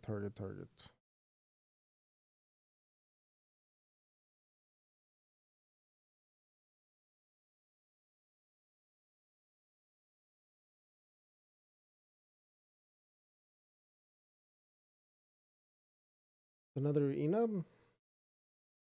Yeah.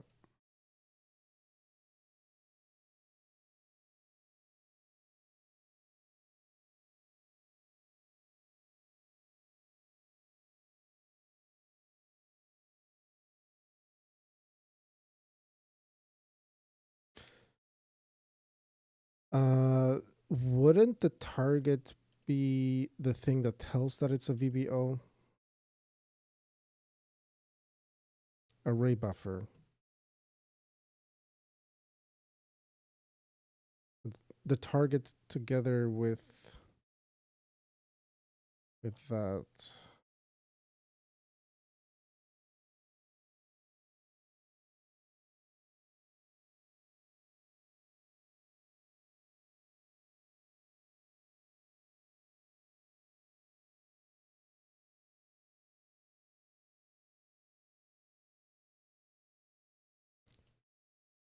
I think that's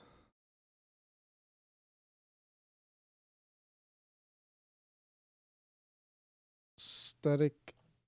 We want static draw for most of them. And the usage is pretty much always going to be array buffer or index buffer, element array buffer, EBO, UBO. Like this is kind of what the tag means, right? We are not GL bind. GL bind we can do right here.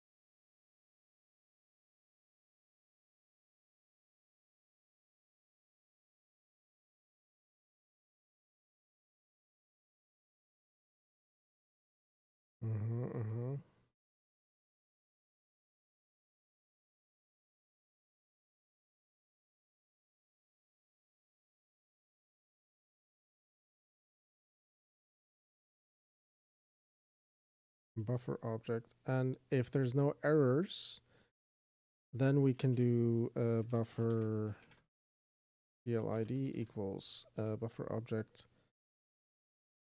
And also say buffer ready is equal to true. And then we are unbinding it at the very end.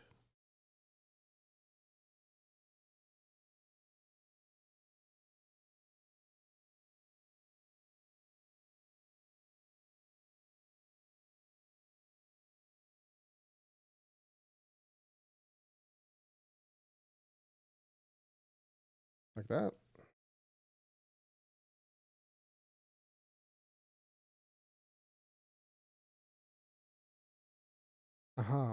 Okay.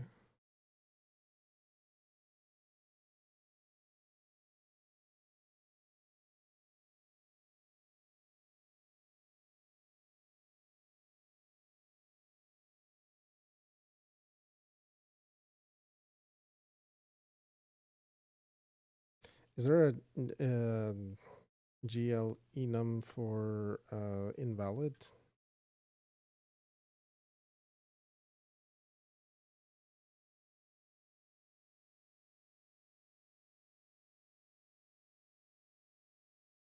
Invalid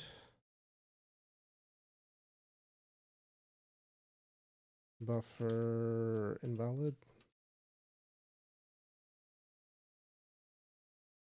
No?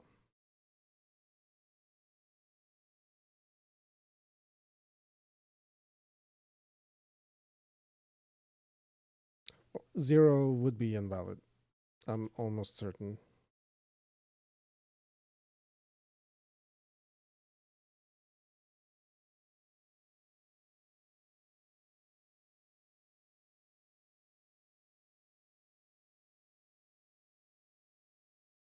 And then at the end, we are unbinding that.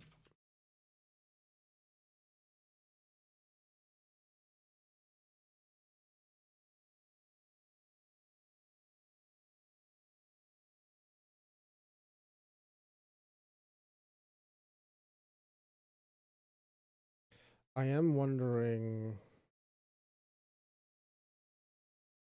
maybe all of the other ones look exactly the same, except for this. I do forget. Mesh create. So we're having our VBO. And then we're having EBO. So the EBO looks like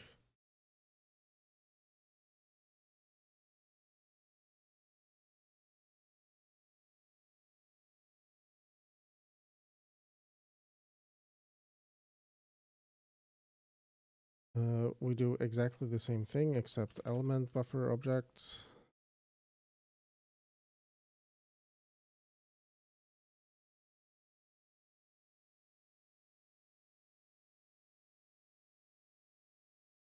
And then it's element array buffer, static draw, bind buffer. Everything is the same, like in terms of like calls. So I think we have our target usage. We are having the buffer.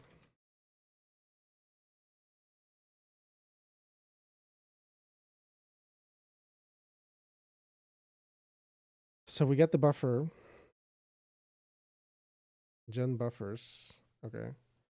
We have the target and we have the usage.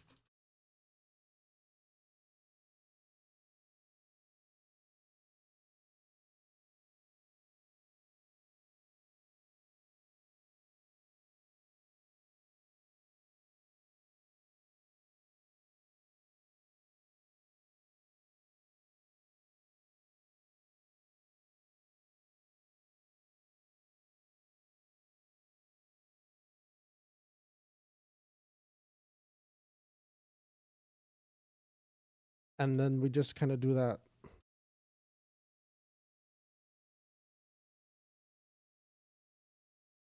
And the rest is shared.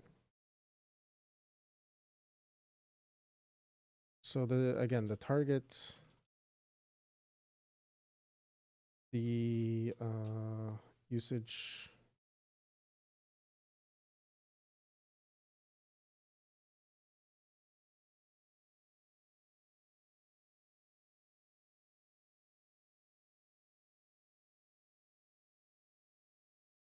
obviously the buffer is different depending on this. The generation and the bind and everything the same. Could not initialize. Yep.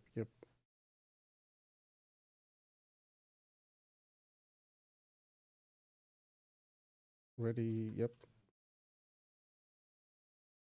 For UBO,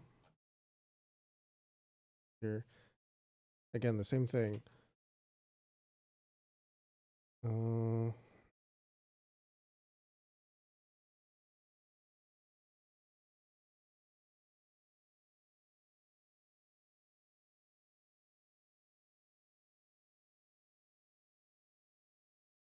Bind buffer, buffer data, check error. Bind buffer base. This is different.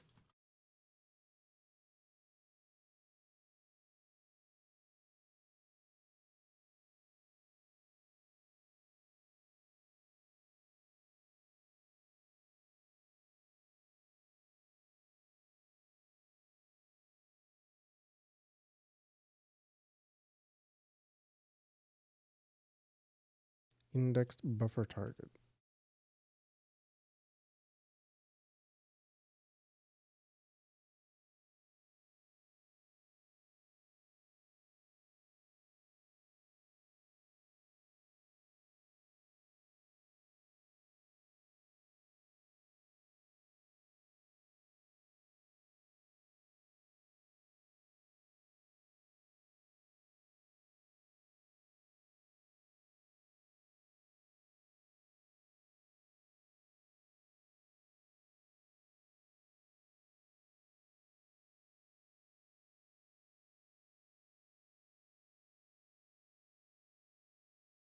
Hmm.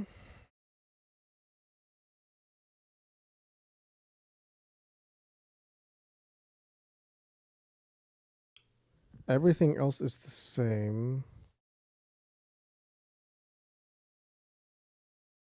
I'm confused. Why this? Why do I need to do this here? It's because it's a uniform buffer specifically. Binds the buffer object buffer to the binding point at index.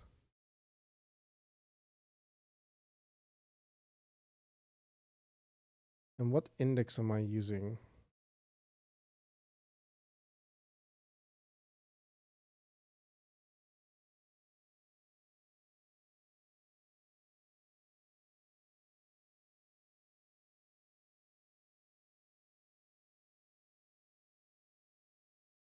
Ah, okay. This is not really part. This is part of the create the VAO thing. So this is not going to be here.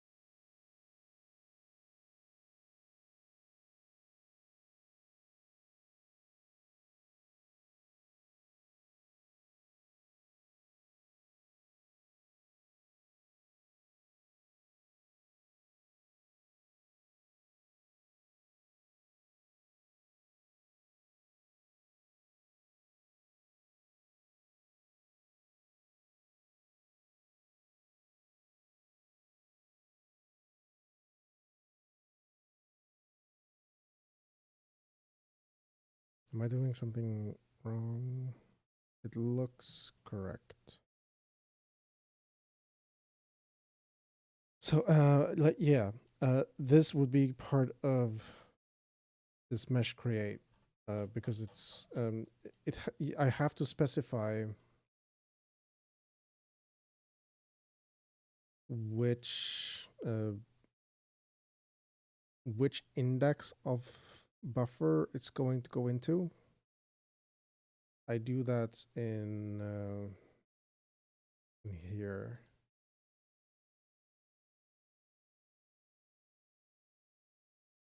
Bind buffer base. That's what it is.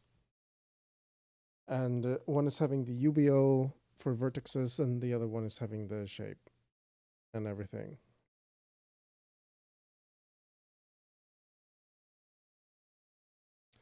But it doesn't have to be part of creating the font buffer.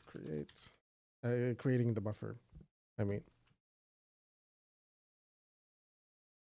So I think that's basically it. And then we get back the result.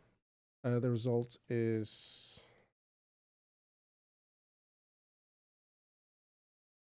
the index of our buffer.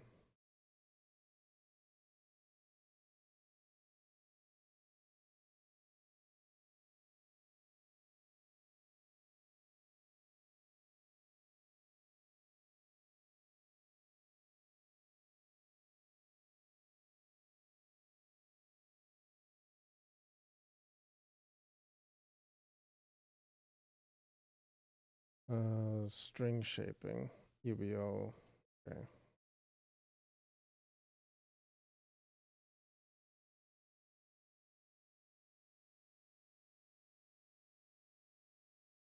So that means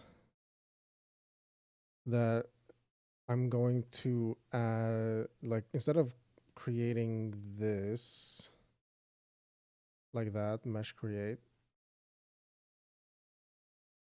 Is it even a mesh anymore?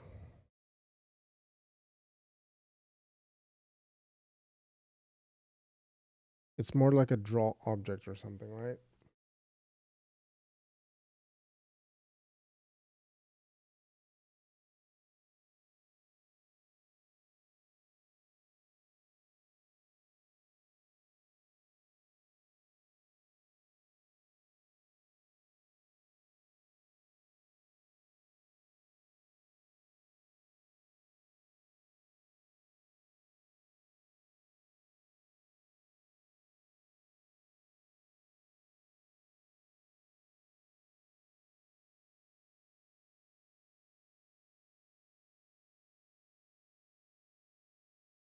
Hmm.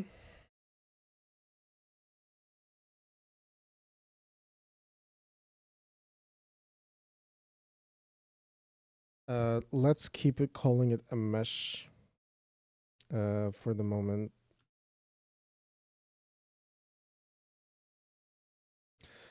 But I'm wondering, okay, why am I binding this here if I have to bind it during the draw anyway? Maybe that's a good thing to ask, I would say.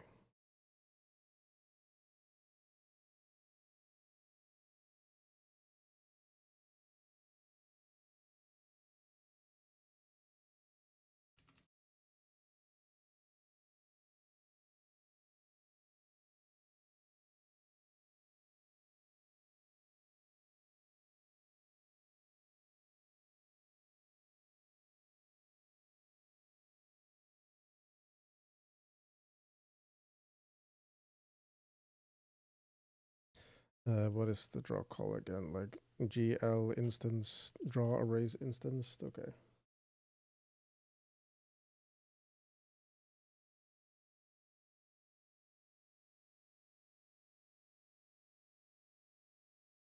Neither.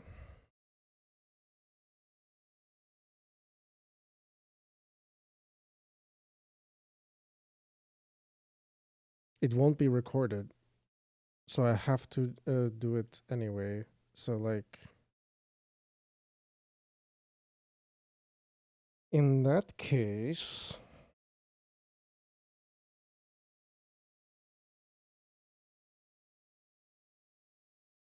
this is probably getting to be more simple than I thought.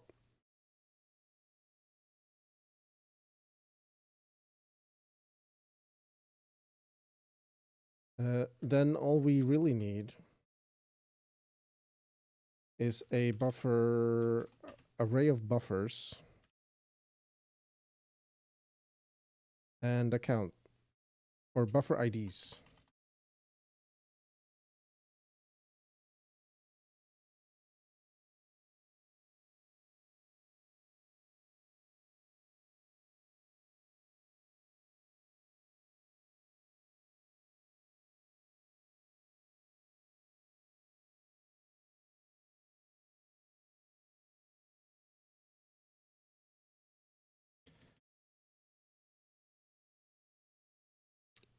So we create the VAO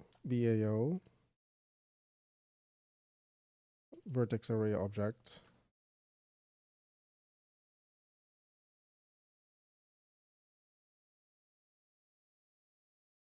We get the shader program. And no.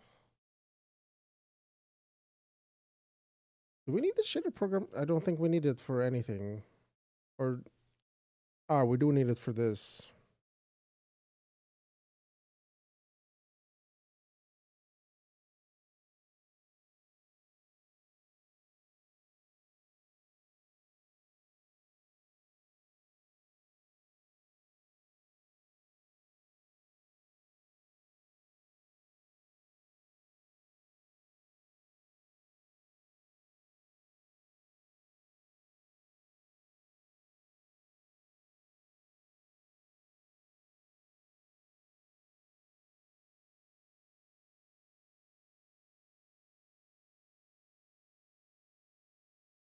I guess the buffer ID can have the texture as well.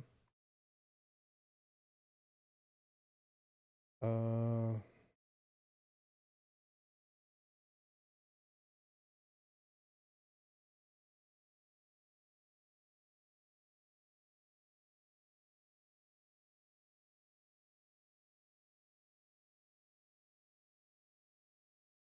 I want to look at the mesh here.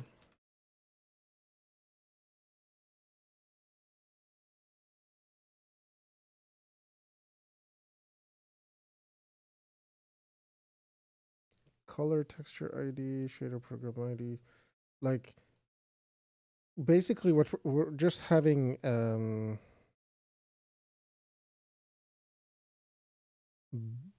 buffer IDs. But we don't, like, if it's recorded in the VAO, we don't really need to store it anywhere. I do have to store the texture ID, I believe. Because I do need to bind that separately. Right?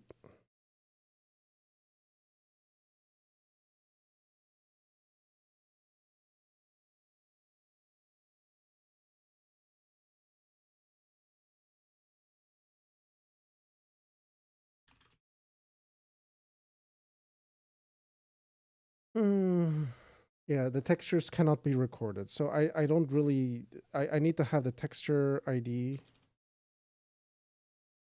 I need to have the program ID. Or do I need the program ID? I don't need a...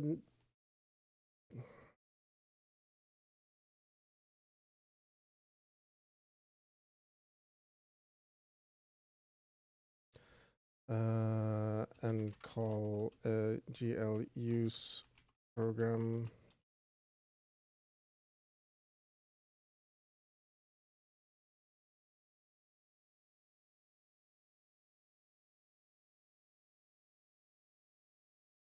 I appear to be tightly joining two different concepts. Yeah, well, I'm kind of just like exploring at the moment what I want to do. But I am not 100% sure of the limits. So like what I was doing before is I was very close to like OpenGL 1, I guess.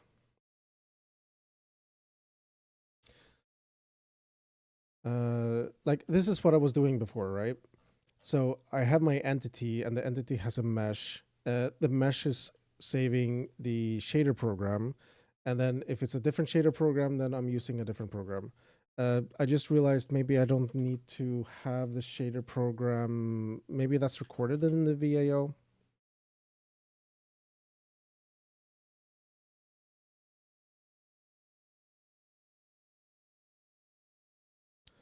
Because I just realized I don't need to, like, some of the buffers I do need to bind again. So the textures I need to bind, uniform buffers I need to bind. So if I have a mesh, like I have a draw object, right? So like right now it's called a mesh, maybe it shouldn't be called a mesh. And these things, I don't know if I want to do it like that anymore. But if I have like the minimum thing that I can draw, I need a program. I need textures. I need uniform buffers if they exist. But I don't need to set the vertex buffer in here because that's already in the VAO.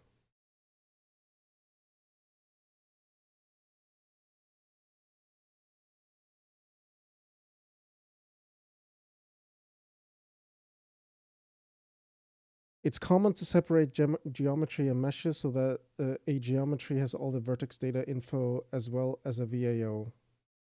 And the meshes have the uniform texture uniform and a reference to the geometry. This way, if you have two objects with the same geometry, you don't need to create separate VAOs and buffers for the same thing. Exactly. And that's where I'm trying to go. Because, okay, I'm having,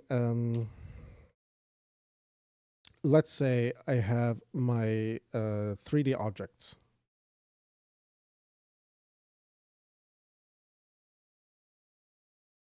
This is what you would call a mesh, right? And the mesh has multiple things. It has textures, it has vertices, it has normals, which is also part of the vertices, I guess. You have the index. and all these things to draw this. But if I have a different cube over here, it's using the same vertices, but it's having a different texture. So this one is red and this one is blue. Okay. But they're still sharing vertices, indexes, normals, like this. And this is, separate from the mesh. So like this is, I realize this, and that's where I'm trying to go. The difference, or like the thing that I'm having an issue with right now, is if we call this a VAO,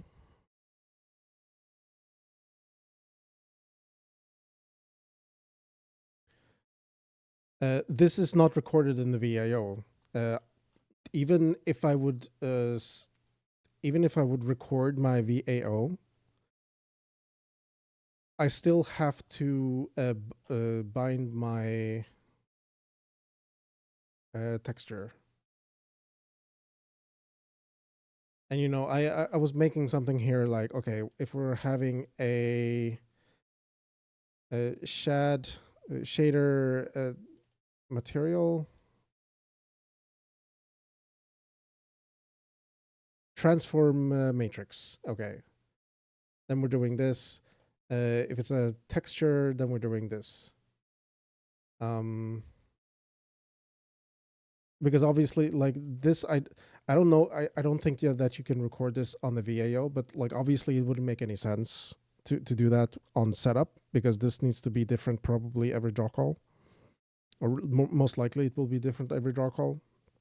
The texture would not be different every draw call, but you could imagine that sometimes, rarely, the texture would change. But we still have to activate the texture and bind the texture, I believe. I can't just like throw that into my VAO init function, and it knows to always use the active texture. And then at some other point, I want to change the texture, I could, delete that and create it again. Only vertex information, positions, normals, indices, texture coord.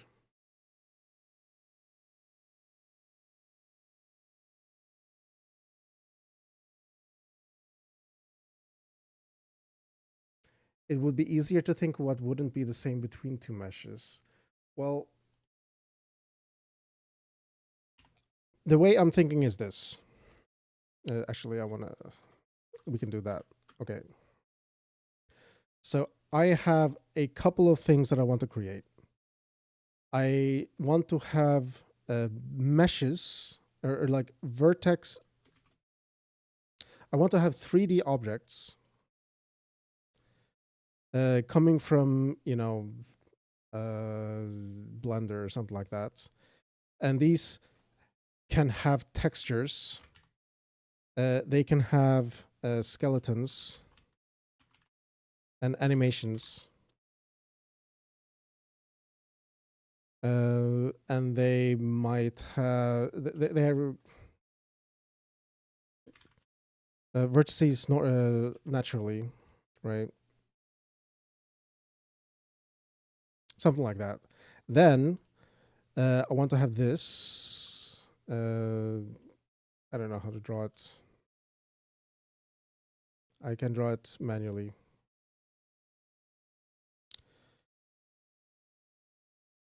So what this would be generated topology. So this would have vertices, but it won't have this. And even if I support this, it doesn't necessarily have, not every object is going to have a skeleton and animations, right? So like this is generated vertices. Whoops. Doesn't necessarily have text, right? So something like that. Then what I also have is I have a glyph map. So here we have a big texture, A, B, C, D, E, F, G, blah, blah, blah. And for this, I generate vertices. They need to be smaller. Here's one character, here's another character, here's another character, and so on. And all of them are having indexes 1, 2, 3. And then I can draw, say, 5. I say 5 and draw type 6. 6, 3, 8, blah, blah, blah, blah, blah. And it's drawing the characters. What would always say A, F, K, H at the end. You know what I mean? Like, hello, it would be, right? So I'm thinking, okay, I don't want to be this super generalist that can support everything that exists in OpenGL. I just have my 3 or 4 cases of things that I want to support. And I want to make it as simple as possible for me to either generate them or load them. And different things are loaded in different ways. So like this would be loaded from a GLTF file, and this would be loaded from a TTF file. And I'm using them in a similar way because obviously they both have transforms, they have scale, you know, same for this. But obviously this would be drawn maybe in a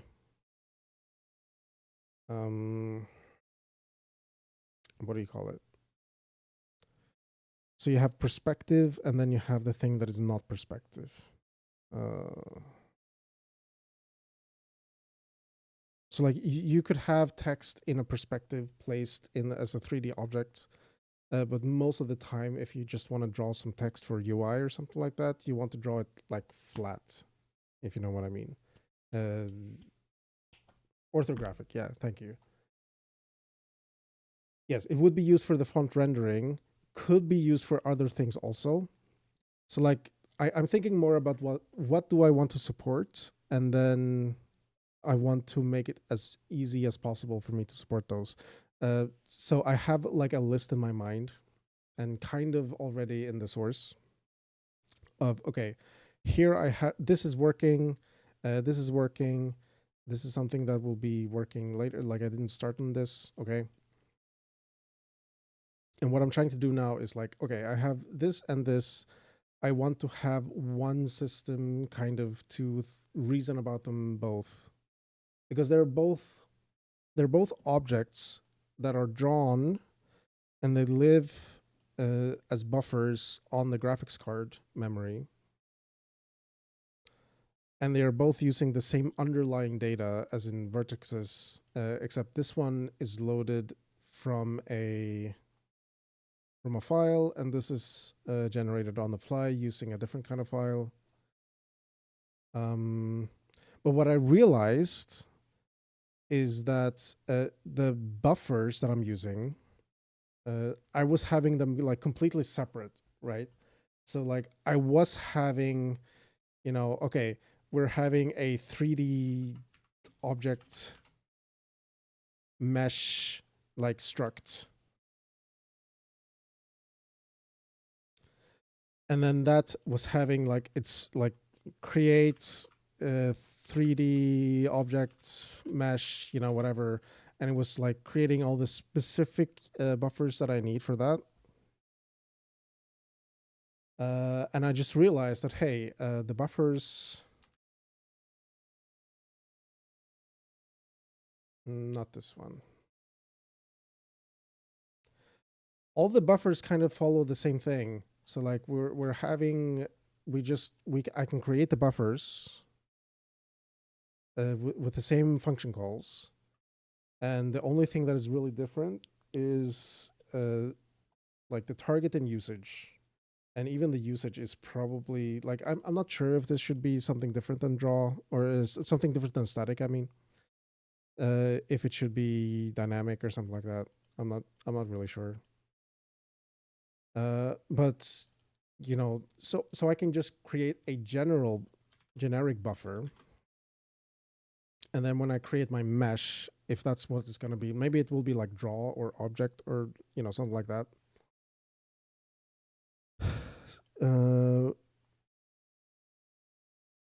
And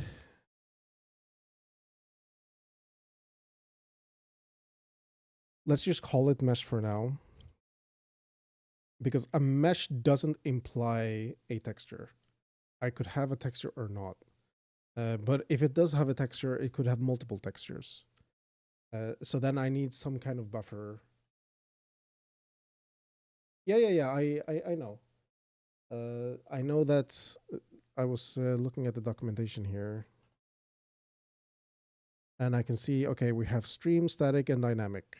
So the content will be modified once and used many times, which is true for most 3D objects.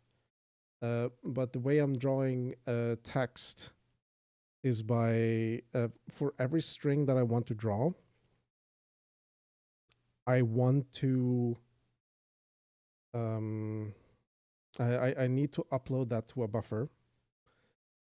And for any given number of strings that I need to draw, all those buffers need to exist at the same time. So the thing is, like most of the time, I'm going to generate one string once, and I'm gonna keep using it for seconds or minutes. Sometimes, rarely, I might want to update it once every couple of frames. So I'm just thinking, okay, I don't know. If something is updated every second, should it be dynamic? Or if something is updated every couple of frames, could it be static? I'm just like, I know I know what the words mean. I don't know what would fit my use case. And I'm also thinking, okay, maybe I just generate like hundreds of dynamic buffers for the text specifically. And then I just keep using those without creating and destroying every time I want to draw something. But that's something that I would need to arrive. I have something here. I would need to get to the point where I could actually measure or try it out and see the difference. In my use case, like I'm not trying to hyper optimize anything, but in my use case, I could probably get away with having just static everything. And every time I want to draw something, I just create another buffer, write the glyph and position data to it. And then whenever I'm done using the buffer, I just delete it again. And, that's it. But yeah, buffer create. The texture is also a kind of buffer. So I think create texture, what was it?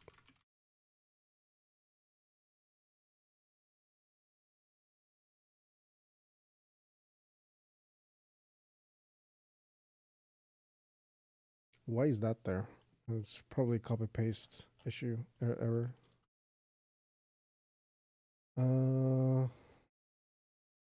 Width, height, type, blah blah blah, stride, channels, generate. Well, you have all this extra stuff for texture specifically.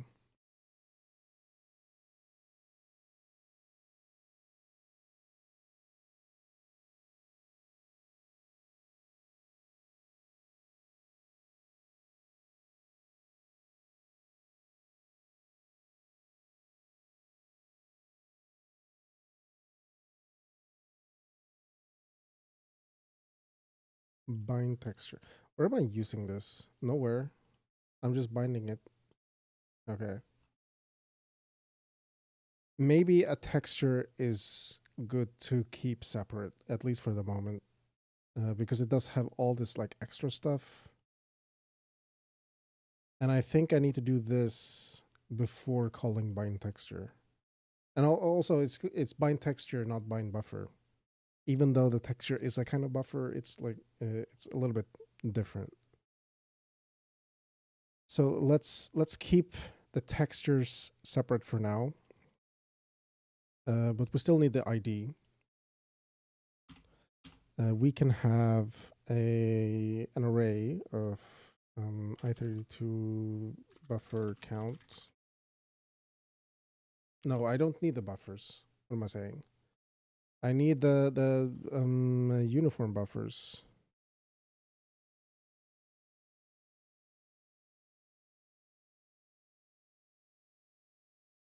Mm.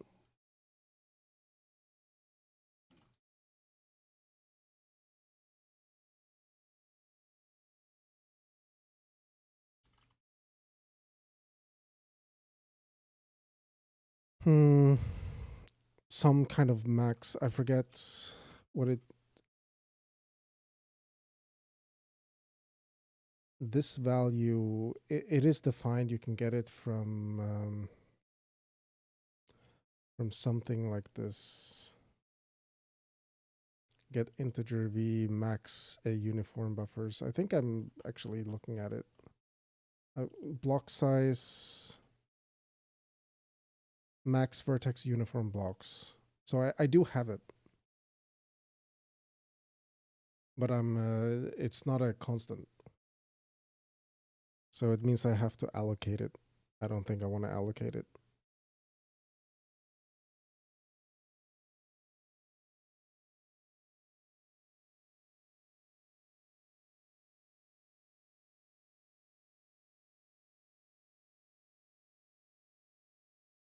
I think I saw this was like 16 or 32 or something. Like it was small, and on the phone especially, it was like even smaller for WebGL. I don't expect to have more than 8, so I can just type this for now.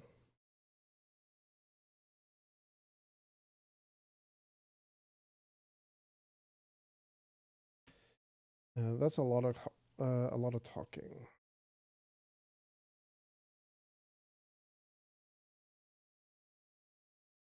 Because the other buffers don't need to be here. Like it doesn't really matter. It seems like to me. This can be here.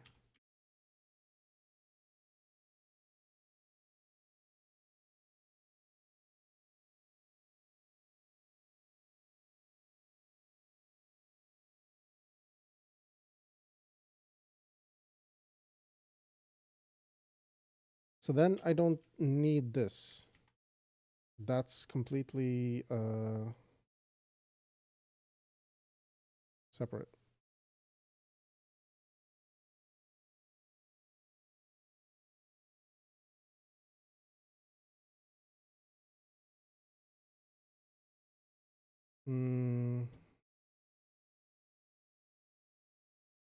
But yeah, right now I want this to be kind of like my Swiss knife of for drawing. Let's go mesh create.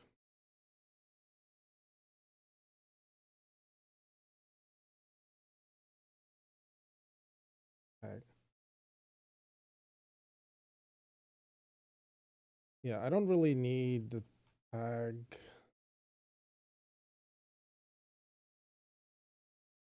Like I can keep it for now because maybe it's useful later.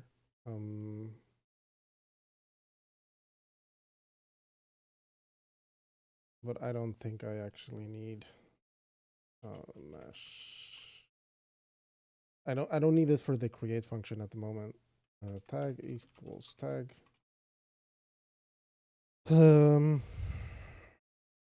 Mesh dot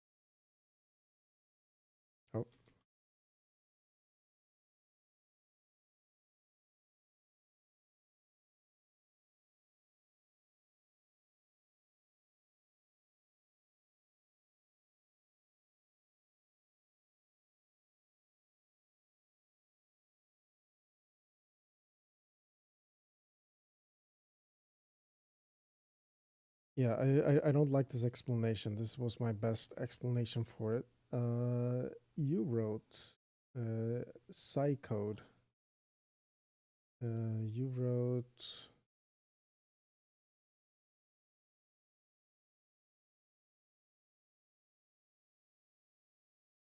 geometry. Ah,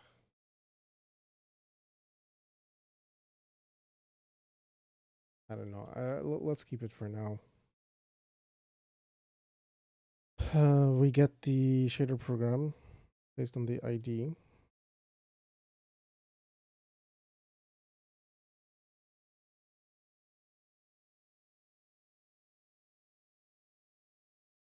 And if that works, then we do mesh dot shader program ID equals shader program ID.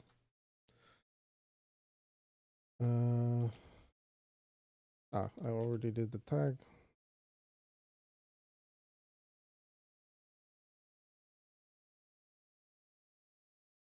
Do I need to, so this is something I needed to do. Do I need to tell the shader program? Do I need the shader program and call a use program in the VO or draw call? I think it's a draw call. It's not stored. Maybe I already asked that. I forget. Yeah. But I do need the shader program to bind the attribute pointers.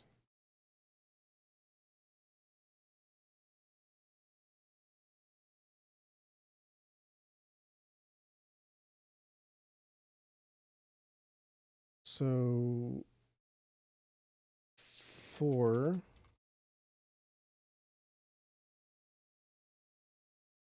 buffer count, what we will be doing, we will be binding GL bind buffer.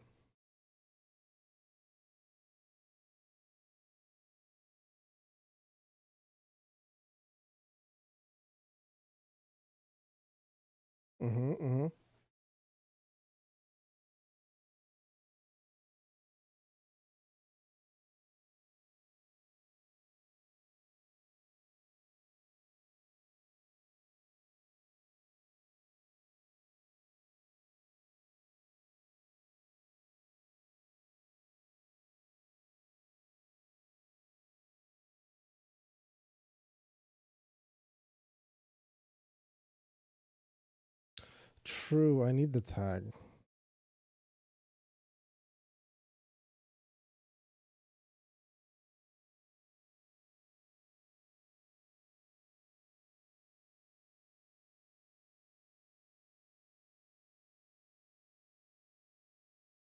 Mm.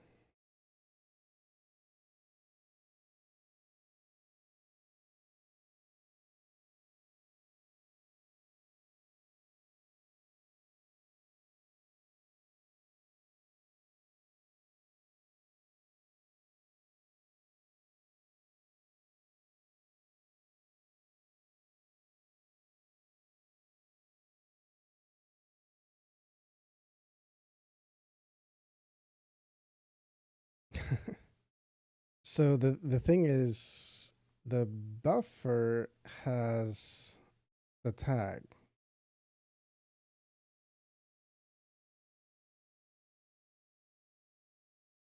Oh no, it doesn't.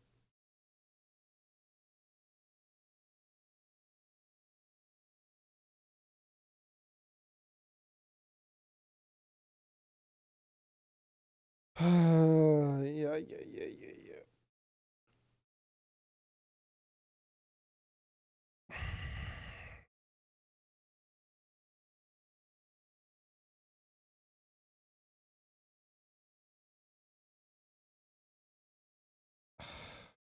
What do I do? What do I do? Do I create another struct? Because, okay, either I have one array and account for every buffer type that I have here.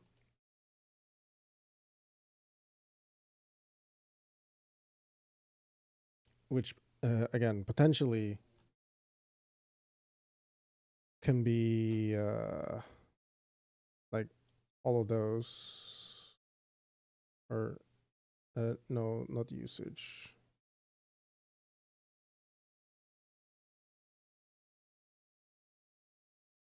It can be all of these, right? Uh, in theory, it could be any of these, and all of them. I don't know if I'm going to use all of them. Probably not, but you know, it's possible. So like, I'm just like keeping that in mind. Uh,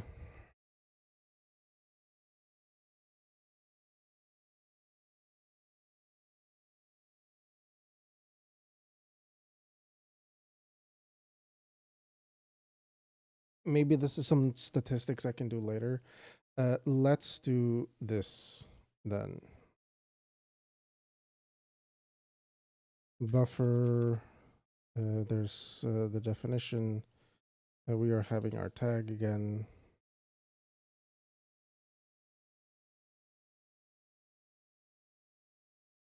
Welcome back. Buffer creates.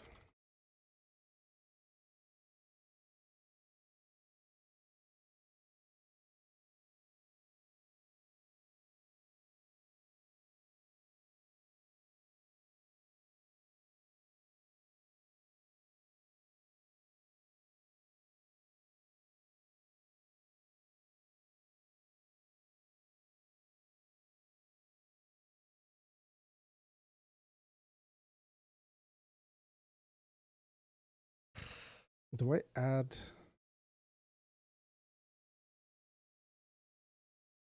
target and usage here?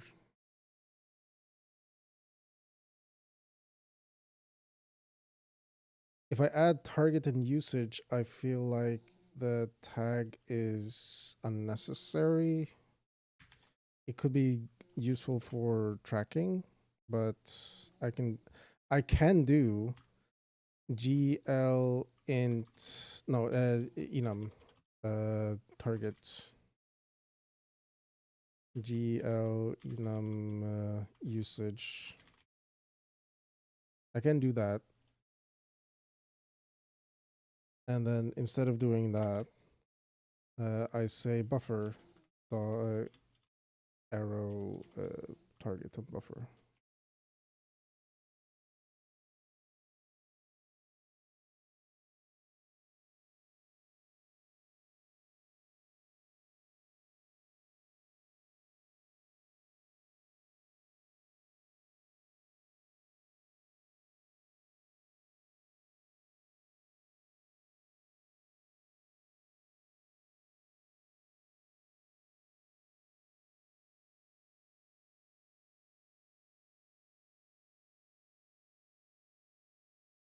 Mm-hmm. Buffer get. Well, I don't have a tag anymore.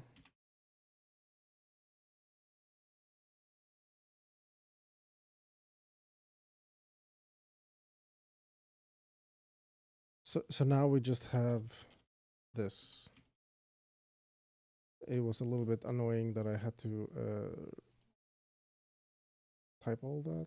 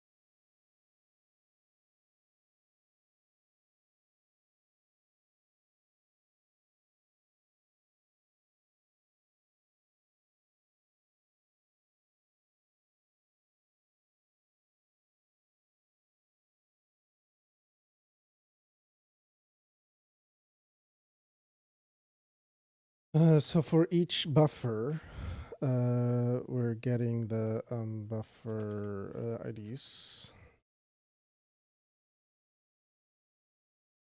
For each buffer ID, we're getting the buffer. And then we're doing GL bind buffer target b dot target b dot ID, and that's it.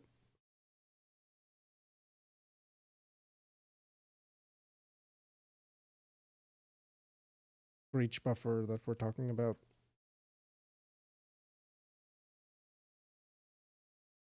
I don't think I need to do anything else.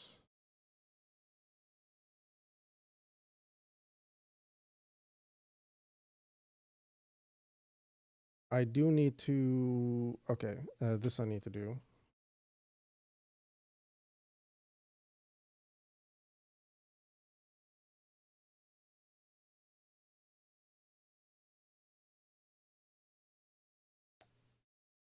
Once I should unbind every kind of buffer that I bound.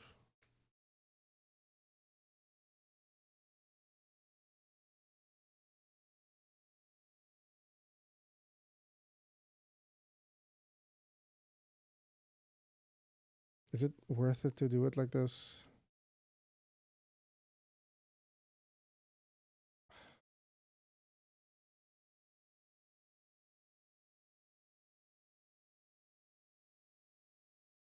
Like, okay, I can, if I need to unbind that.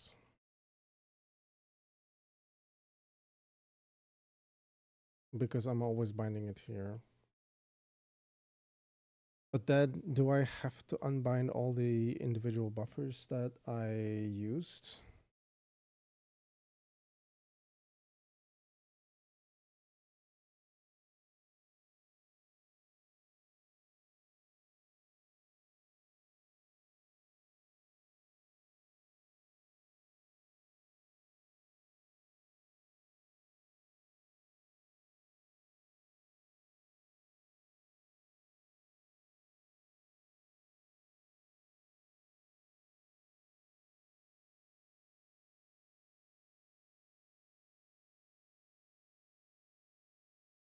I don't need to unbind them. It's a beginner trap.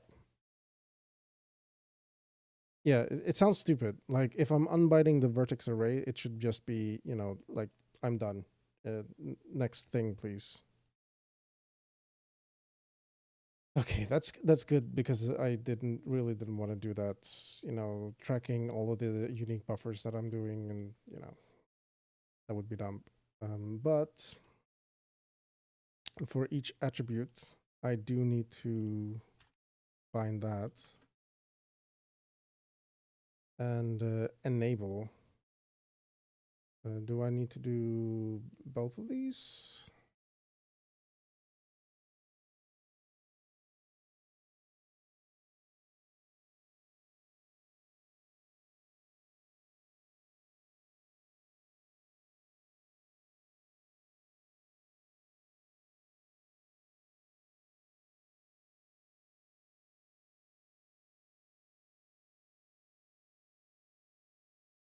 I definitely need both. Fine. I can believe that. Uh, create mesh font. So this our system for creating meshes is completely different now, which means that the draw function is also going to be completely different. But there's still a bunch of errors here. I suspect it's not VBO count.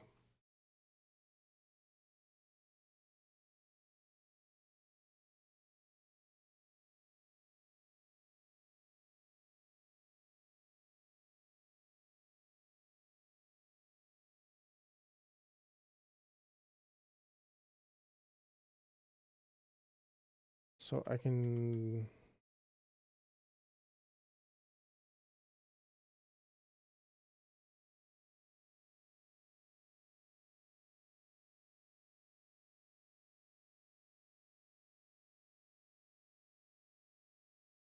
This is also GL.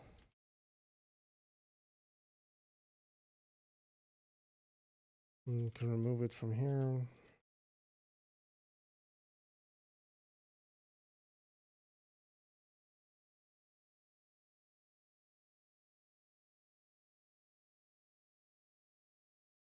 I feel like this is getting more and more.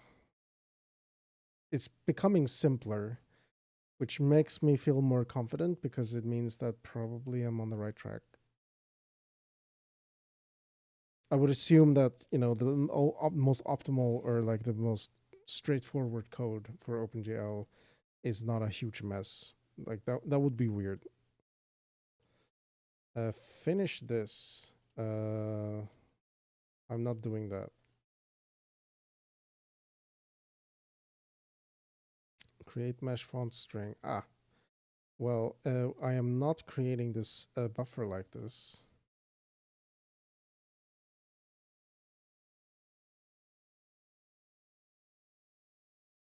This doesn't exist anymore.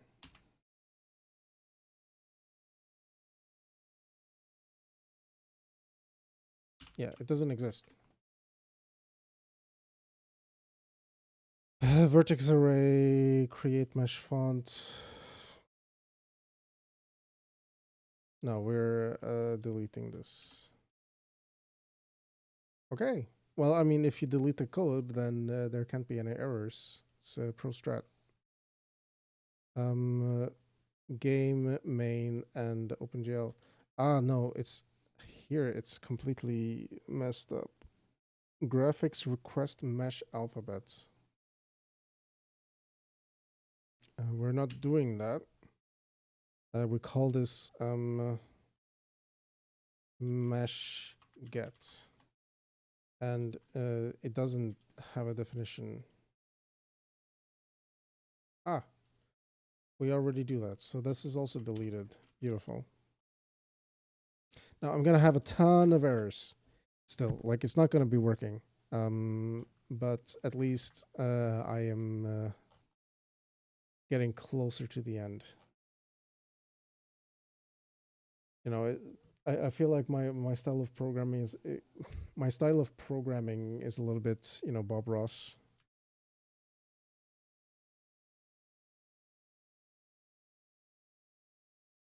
Ruined. I don't know. Saved.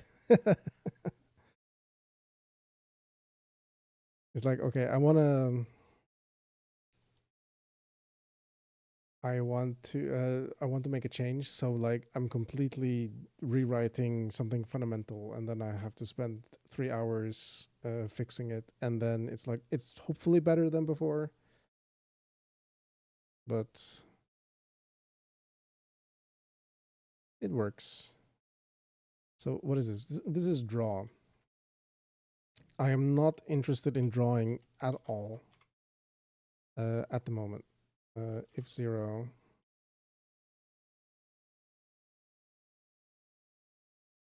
This is our draw call now. All we are doing is clearing, and that's it.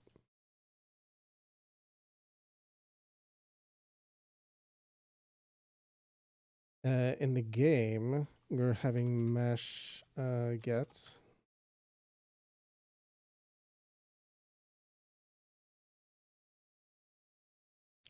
This is not an enum anymore. Like I could imagine that, okay, maybe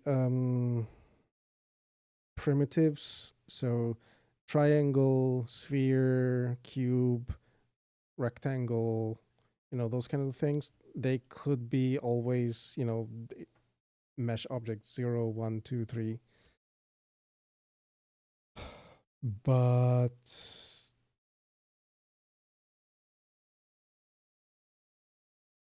I don't think this makes sense anymore. I'm going to keep it. No member called meshget in OS.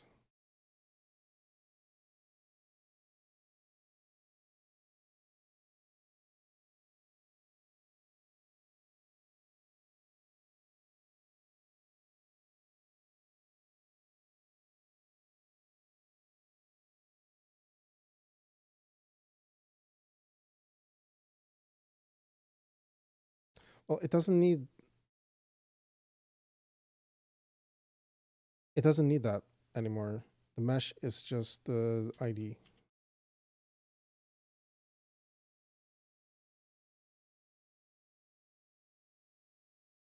Great.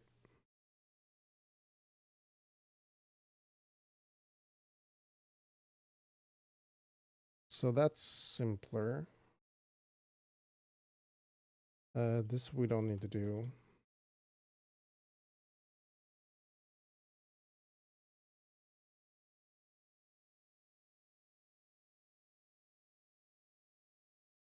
Mm.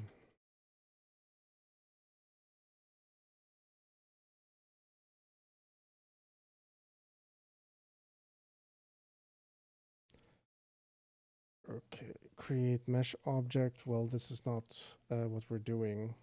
This is probably the first thing I'm going to debug, but we are mesh create. And before that, we need to create buffers. So actually, this is pointless to do anything with right now. I need to. There's more fundamental things I need to test before I can go ahead with that. Link error. Create mesh font. It's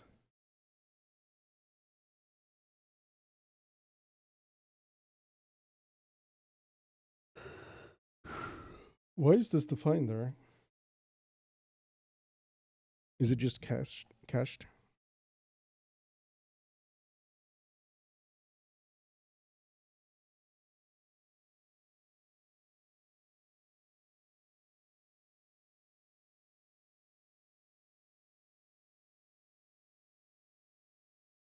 But again, this is something we have to do.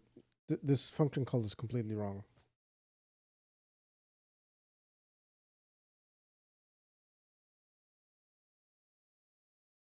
But I have to compile it before I can do anything else. 3 hours.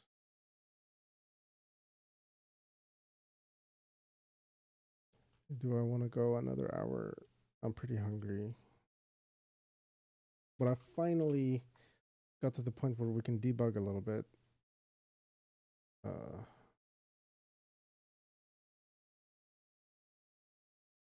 Let's see where we crash. What? We don't crash? Because we're not drawing anything. We should be clearing. Or maybe I'm not presenting.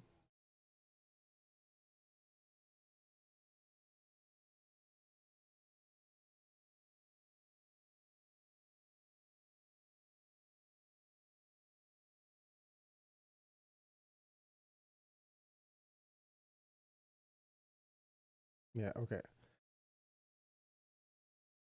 So now it's working as I would expect. It's not instantly on fire, crashing catastrophically. It is drawing nothing, but it's clearing.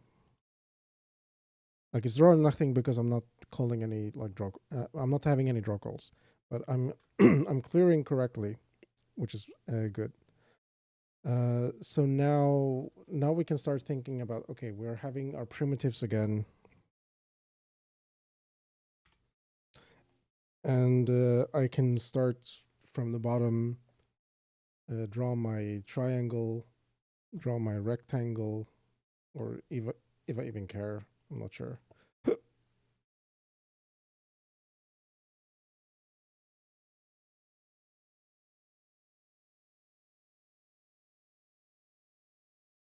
Yeah. Let's see if we can draw the triangle today and maybe call it there. Hopefully it will not be too long. So let's go back to main.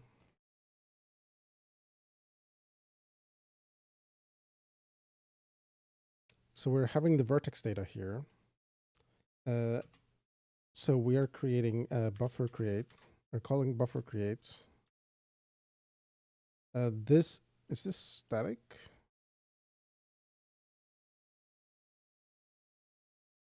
This is not going to compile. I need to expose it. I don't even know if this is independent of OpenGL.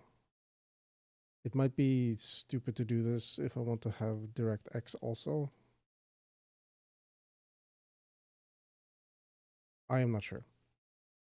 But it needs to work one way before I can make it work two ways, right?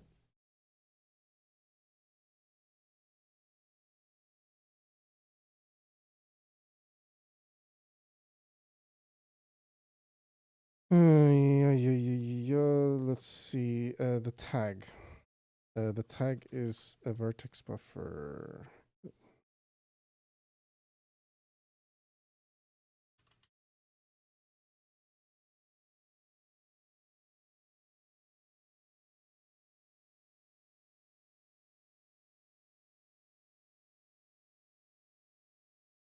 The data is try.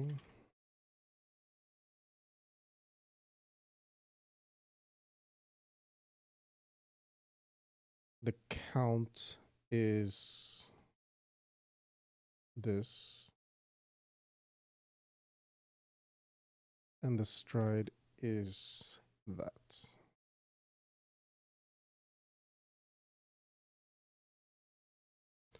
And from that, we get a buffer integer back.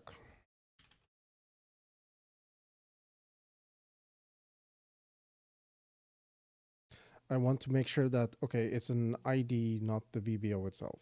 That's quite important. And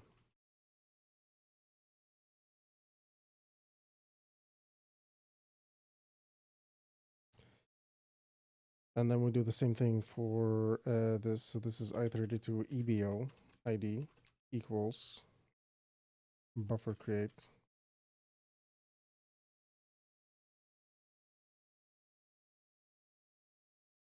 Buffer tag EBO. The data is try indices. The count is array count.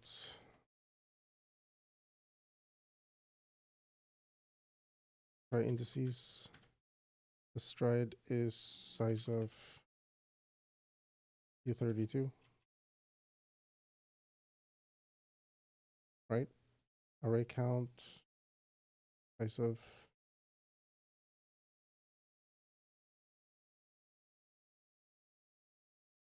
maybe the old one didn't need anything. Okay, so I'm creating my buffers, but like now I need to have another call.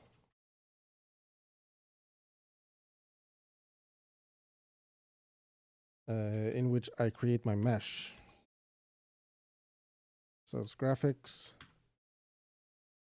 mesh tag. We don't have a mesh tag. Well, I guess an object. Shader program ID. I don't know. Program ID get.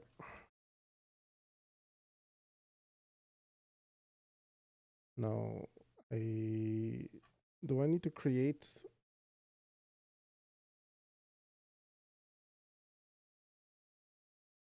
Oh, excuse me.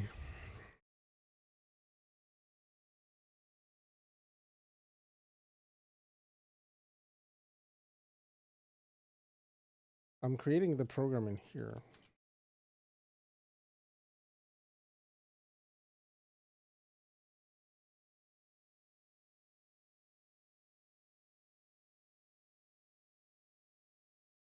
Create shader program. Like here is where I'm doing it.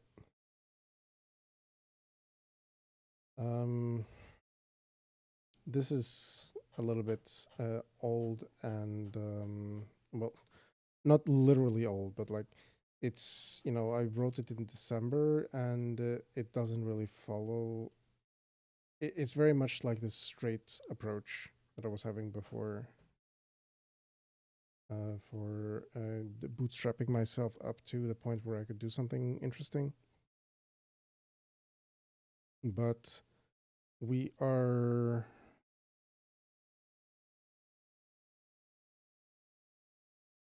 we're creating the program, and this SP is what? So where am I calling this? Create shader program. In graphics setup. So I can hijack this and I can say I32 result equals SP ID.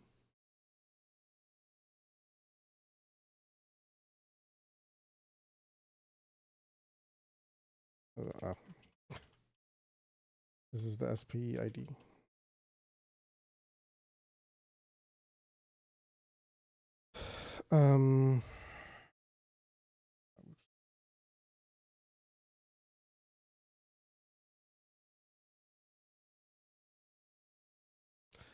Here is the program count. Okay, okay. So we are not doing that.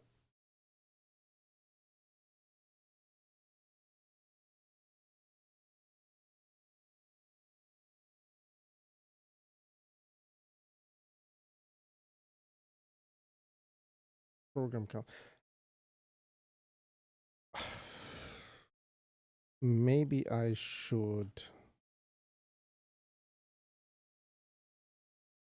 I'll just grab the 0th index. That's fine for now to do.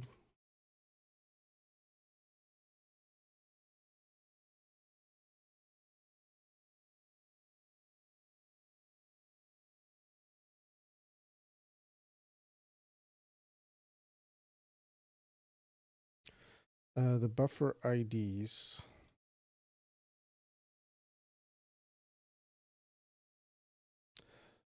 Well, this is convenient because I can do I32 IDs.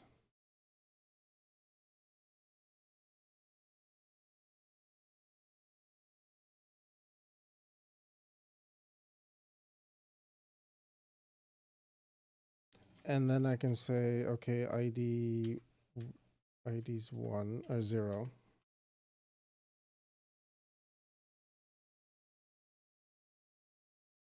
ID 1.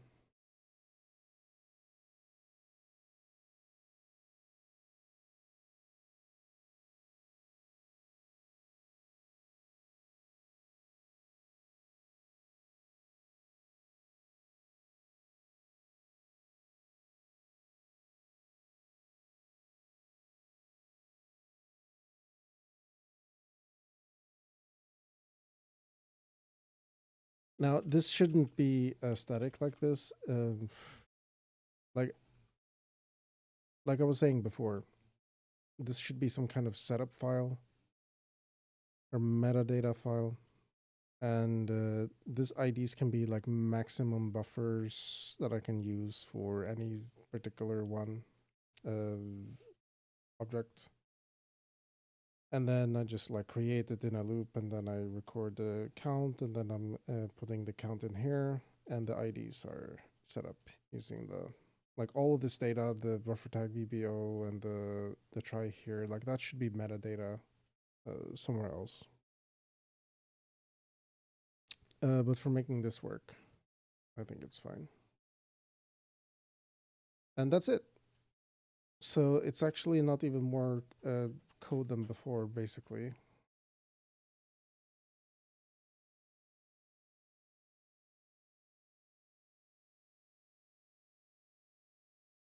I could do the same thing with the rectangle, just because.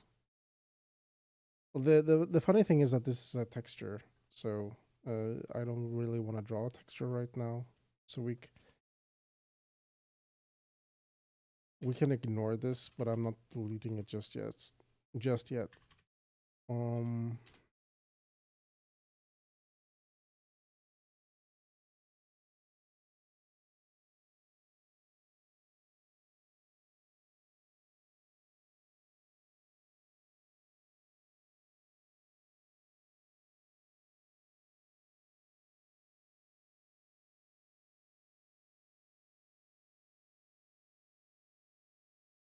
Well, this is also not super like unless I can draw the triangle.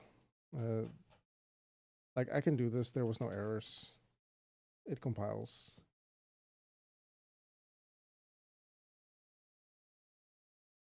Ooh, we're having an error. Why?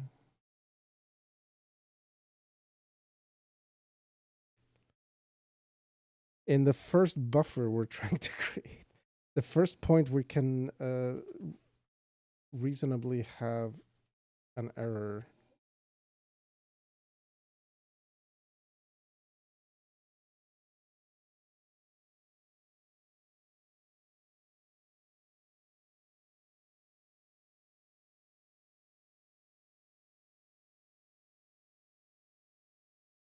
$28,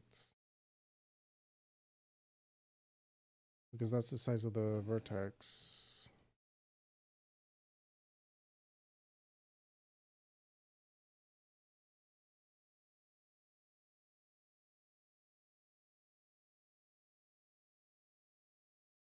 I guess is it really 28? So this is 8, 16, 24 plus 4, so 28.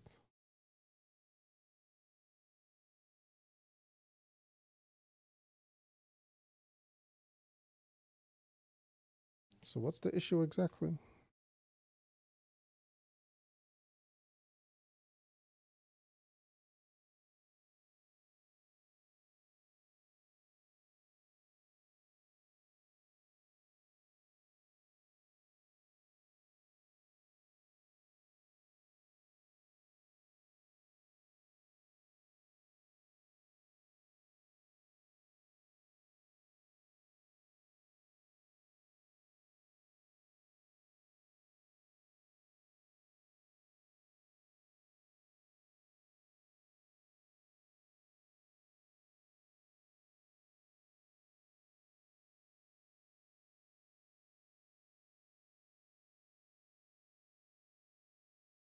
Yeah, I could not initialize the buffer data, but why?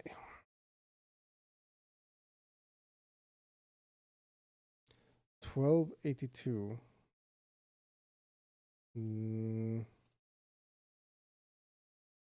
I think this function is having an issue. This 1282, what was it? Invalid parameter or something.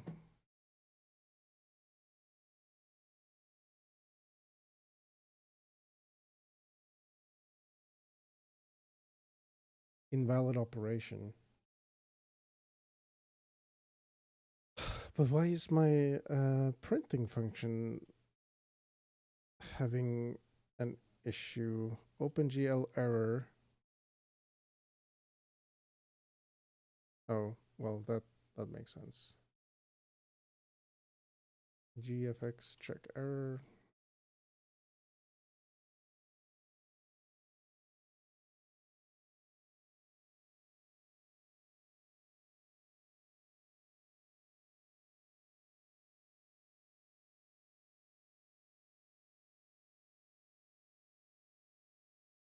Could not initialize buffer data. Well, that's what I typed. 1282 is the other thing. Okay, but why? I thought I was doing so well.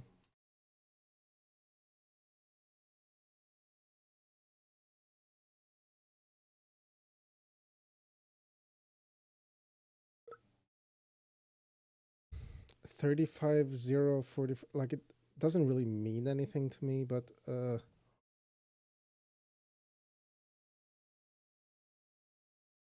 feel like I'm just putting the wrong thing because this is void data.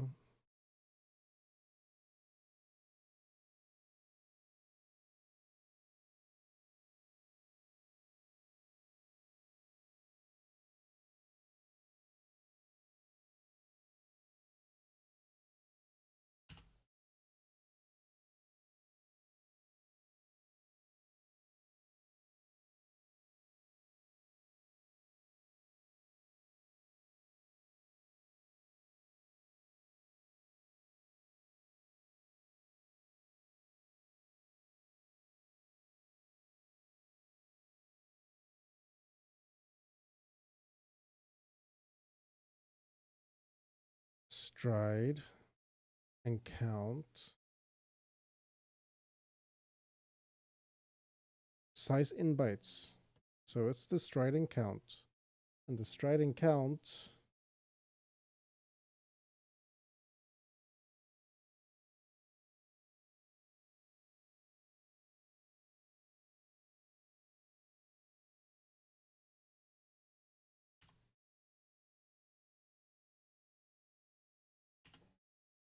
makes sense.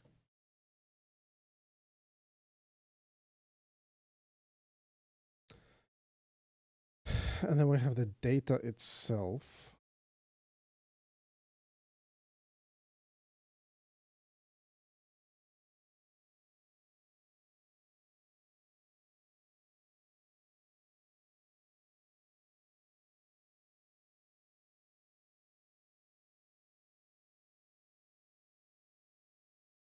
It's a V2, V2, V3. So that's also fine. Usage.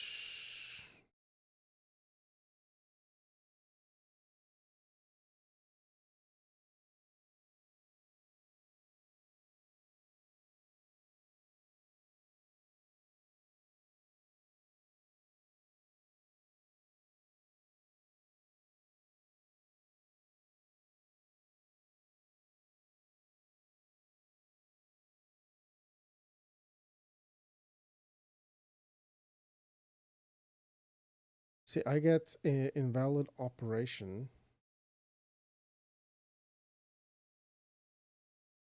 Wait, it's 1282.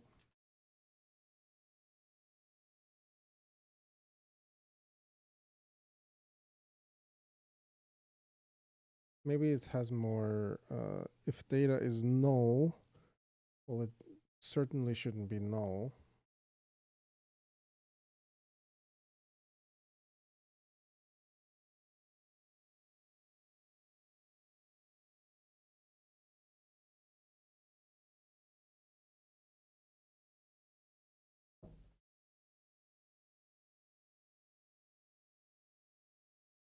Like it looks to be about what I expect.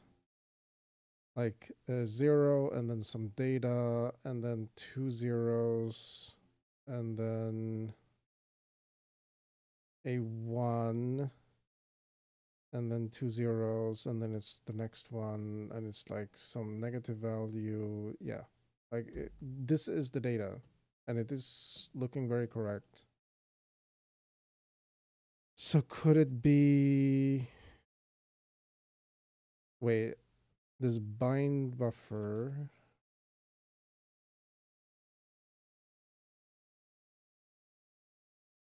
I think that's the reason why. So I'm generating the buffer. I put that into the buffer object, but then I'm binding it like that. This is what I need to do. Or rather,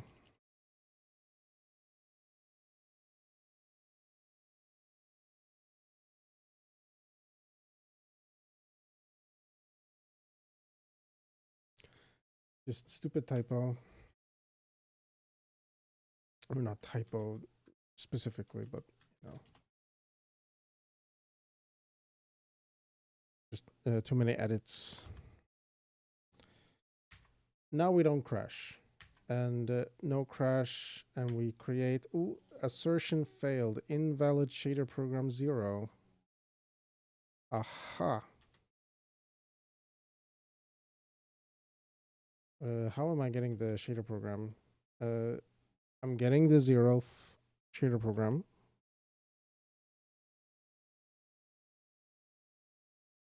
Really?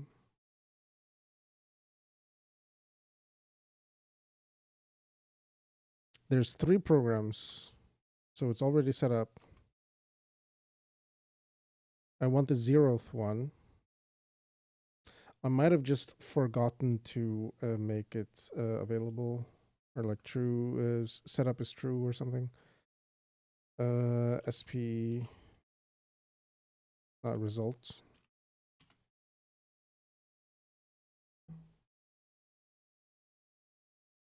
So it's definitely set up, but I forget to put the ready variable. So exactly what I thought. Program create.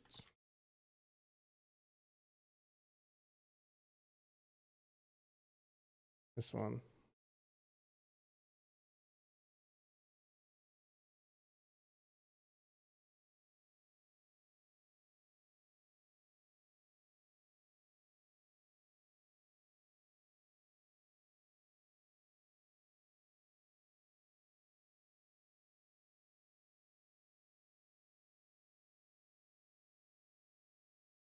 Okay.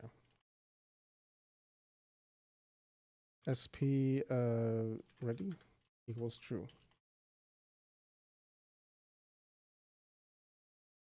I just had an assert that said it did what that it wasn't working, but it was working. So after that, now I should have everything set up for the triangle at least. Let's take a look here. Here's our shader programs. They look fine. I didn't really change those. We have meshes and mesh counts. And the first mesh, it's ready. This one is not, but this is completely empty. So we have an object. Again, I don't know if I care about that to have this tag later, but okay. We are having the VAO is created and ready.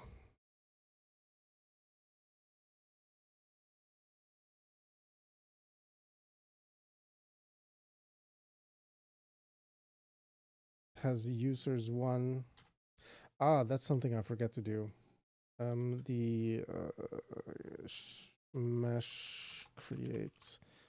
So when I'm binding the buffers here, when I'm creating it only, not later, I should do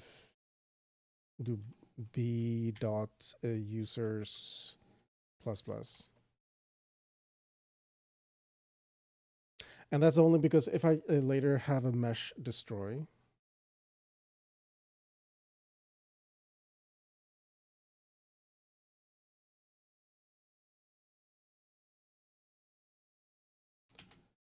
I get the mesh buffer. So like B.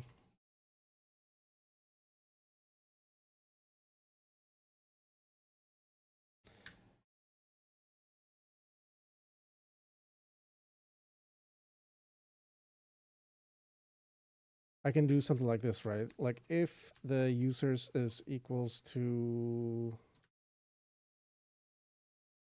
0, then let's just type B like buffer destroy B, you know, something to that effect. That's what that's what I'm intending to do with this. I think that would be pretty nice to use.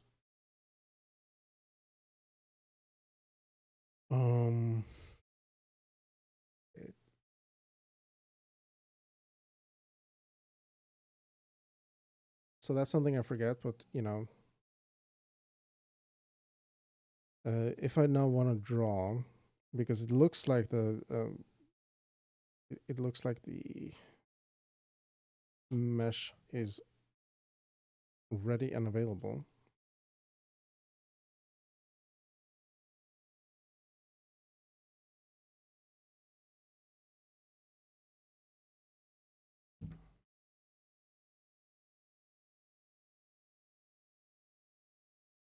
I don't necessarily have to draw every mesh that is created, but for now we can do that.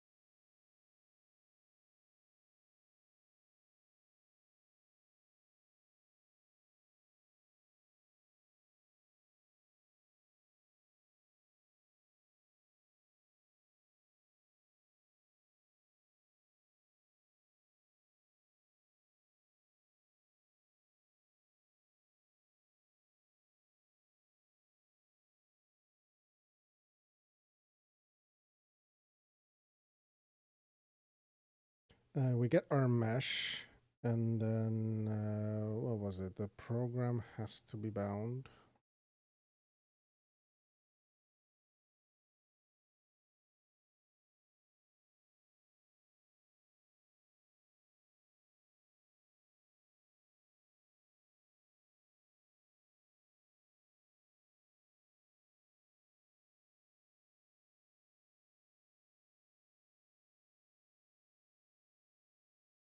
And we can do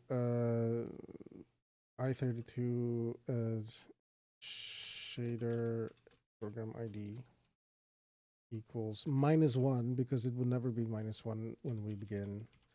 And then we say if, basically the same as before, if the shader mesh program shader program ID is not equal to the shader program ID, then we do shader program ID is equal to mesh shader program ID, and we get the shader program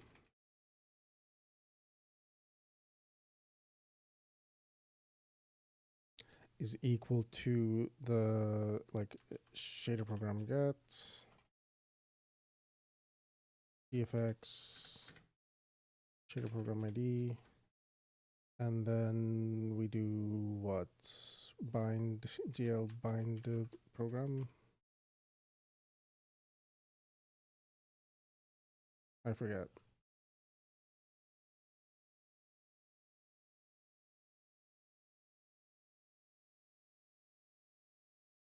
Use program.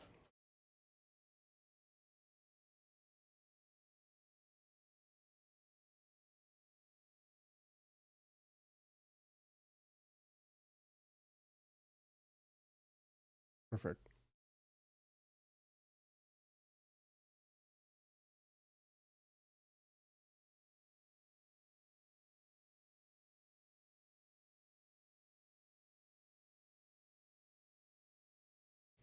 I think this should probably be part of some shader layout. I don't know. Use program, and then what? We bind the things for I32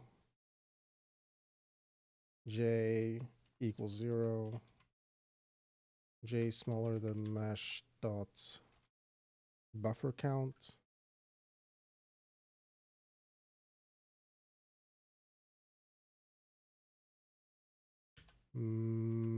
J plus plus. We have to bind the buffers. For the uniform buffer specifically, they need an index to be bound into.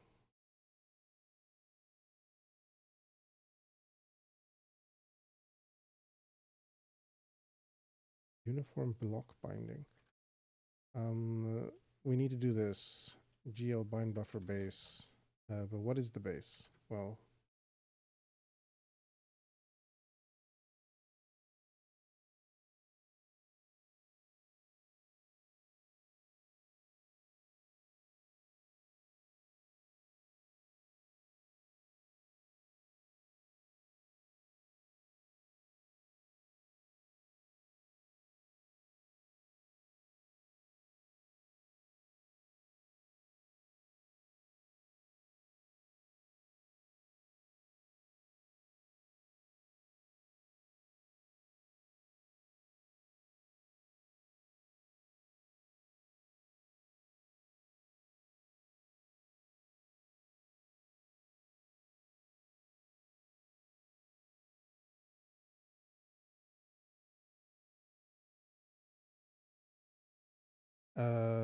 target.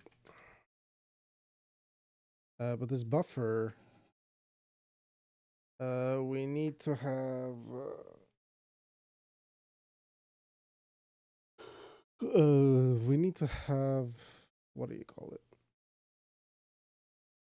I wish I could just see the definition here. I'm getting tired and annoyed. We need the index, of course, index. Like what else could it possibly be called? I have so many indexes and buffers and offsets. It's I need something different to call it.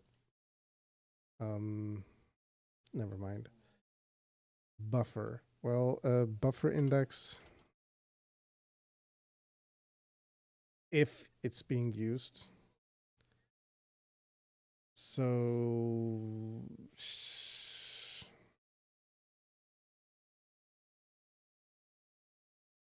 bind index.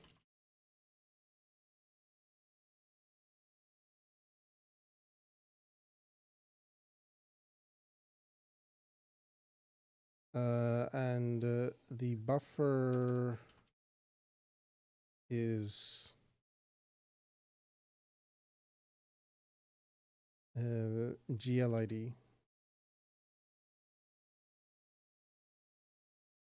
But of course, I have to in my buffer create for a UBO.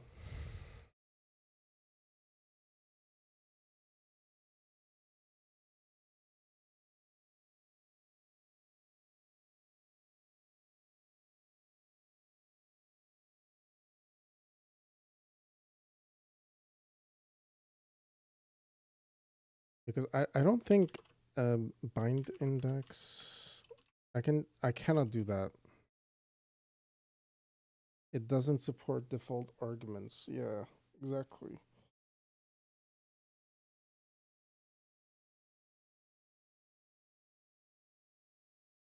Oh, the problem is this doesn't really do anything.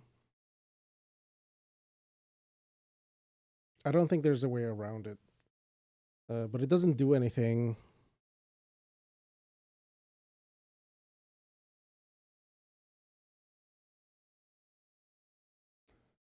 There's some kind of like I can do ampersand bind.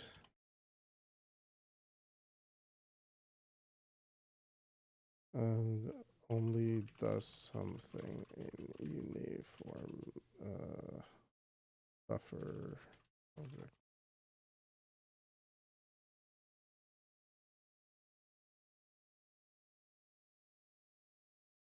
I don't know. In Clang, I think there's a way to like write your own. This section autocomplete can you do something like that. I don't really know how to do it.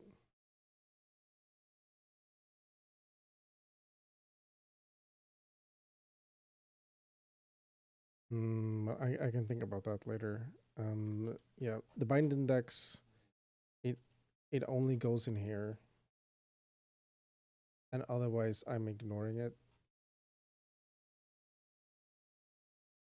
And then that works. Uh, Again, it's completely unused for the triangle. So mostly I don't want to write something that is I don't want to write something where I forget why I did something and then it's confusing me in 2 weeks. So now we need to have an extra 0 here in 99% of the cases, which is unfortunate. That's the one thing I don't like about C, that you can't have function overloads and default values, which is basically the same thing. It's the same feature.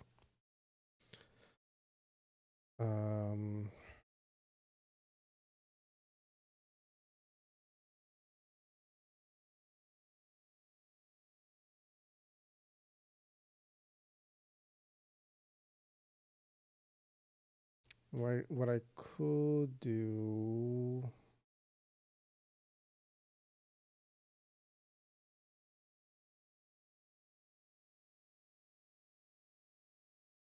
I can make other functions. So like buffer. See, there's no good way of doing it, really. I could have a separate function altogether for everything else. But ultimately,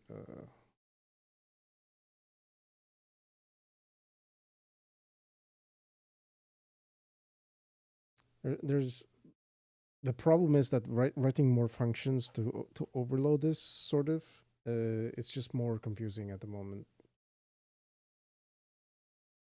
Anyway, back to drawing the draw function.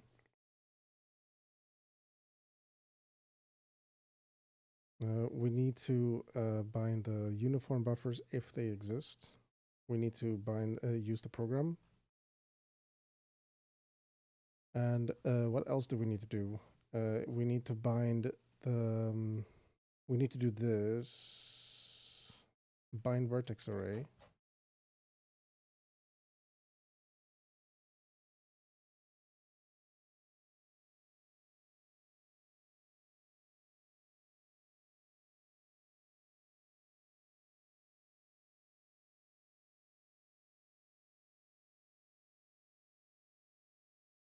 And the nice thing is that, okay, if I'm having asserts that don't show up during any other process, like if I'm compiling for release, this entire thing is just removed. But I can just assert that my mesh vertex array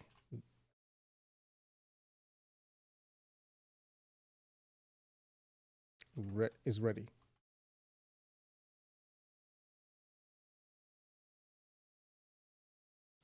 And otherwise,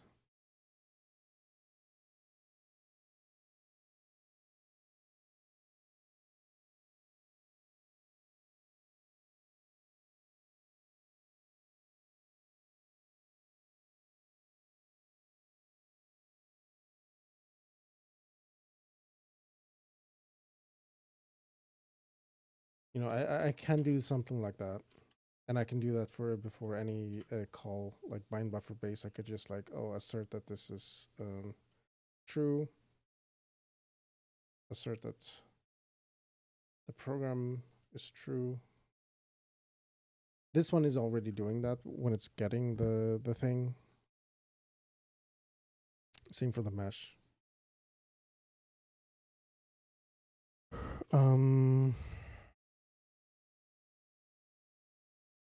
And then I need to do this for all of the uniforms. And I actually like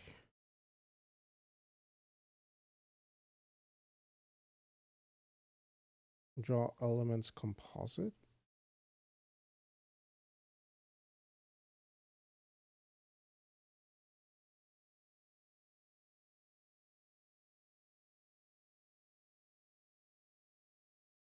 I forget what this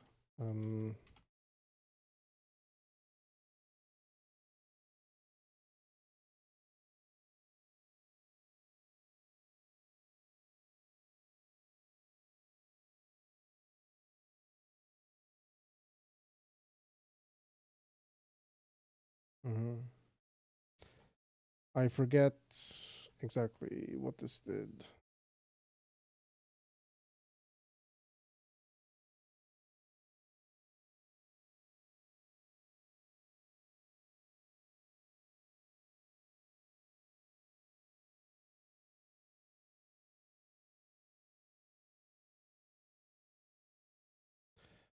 For the moment, I don't really care. I just want to draw a triangle.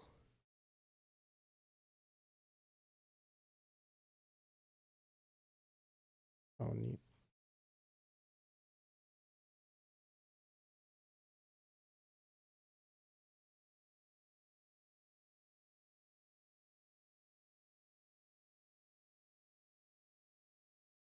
So I need to draw all of my uniforms. Maybe this uniform buffer should go into the other uniforms.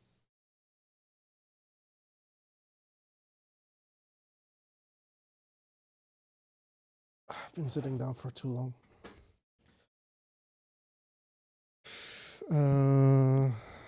Let's finish this.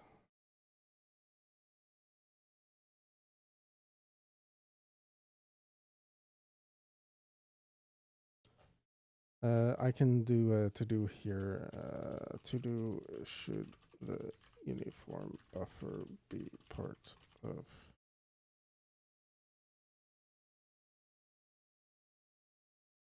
that? At the moment, that doesn't make sense too much. But I think if the like viewer from an hour or two ago, if what he was said about the instancing that we can use the vertex attrib divisor to draw this in a better, like smarter way, then it might be a good thing. It might be like a good thing to put it there. I have to double check it if it does make sense. It might not. I guess you could analyze the draw data.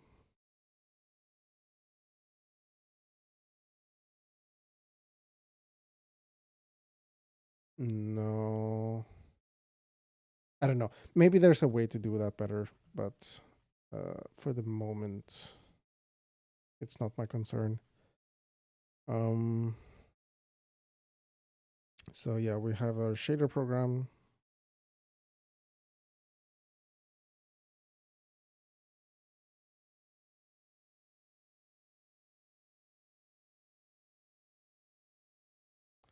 The shader program should be like out here.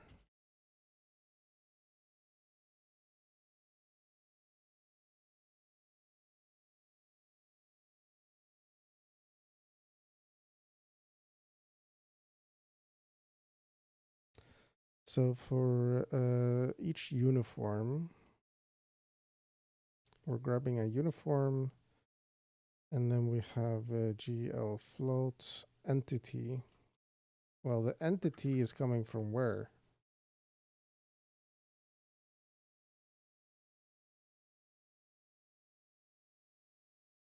That's a separate thing.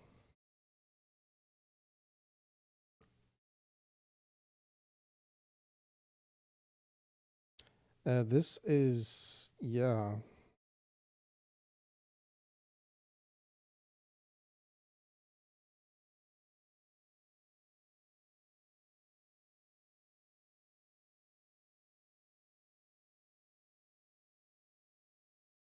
Like for now, again, just to draw something, I can just say, okay, we have our entity.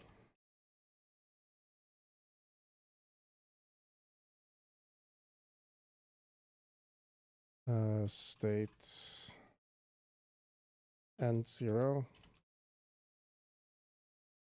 Now we can just take this from there, but it's another, so many to dos.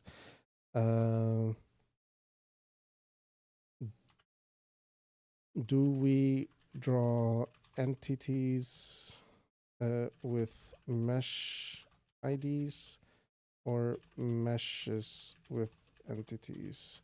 Probably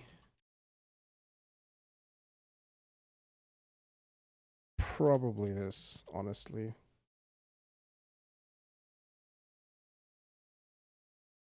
Because I can have an entity. Every entity needs a position. Every entity needs a scale, and things like this. But the meshes can be reused. Two entities, they can be in the same location, but they are separate things. Like two entities can have different. The entity is the thing that does something. So like it can be a static object, but it can be the player.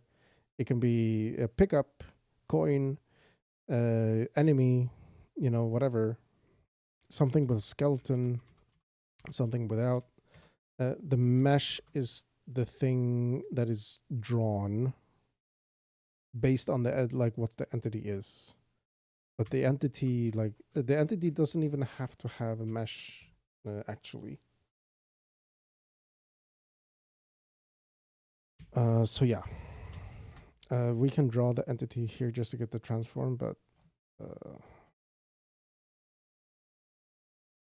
so we get the matrix and we copy that over. Great. Texture, if we have one, mesh color texture. Well, the texture,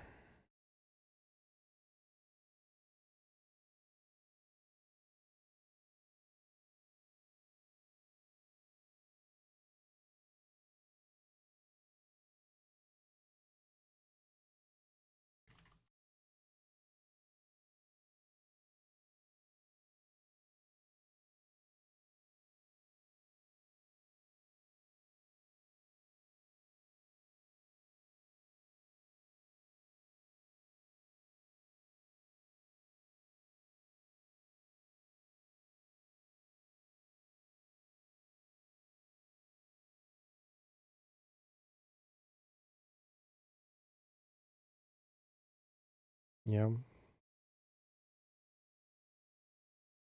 Rethink this.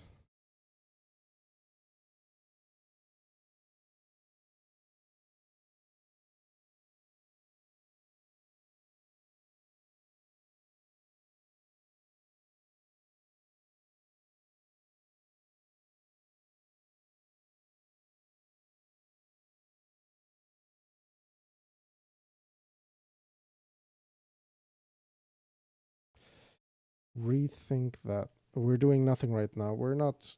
I'm not drawing anything with a texture, so it will not be executed. But you know, this we need to do something about later. I'm literally just like I want to draw one thing. I want to get back to drawing my triangle, please. We are having a warning. It doesn't return a value. Ah.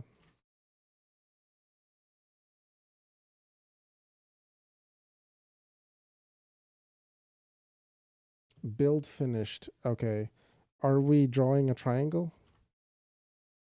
We're not drawing a triangle. No. Why are we not drawing a triangle?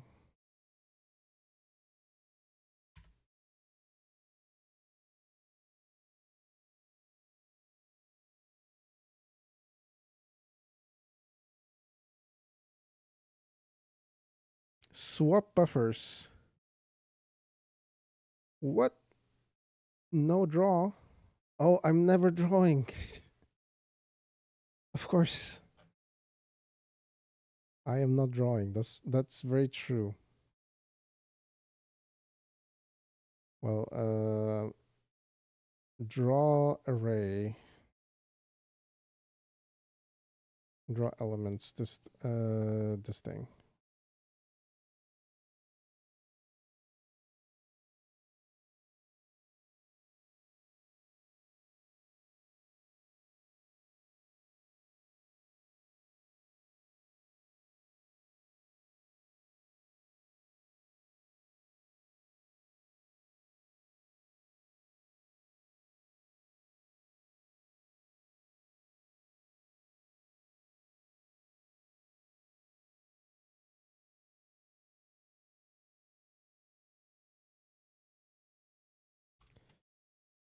Count.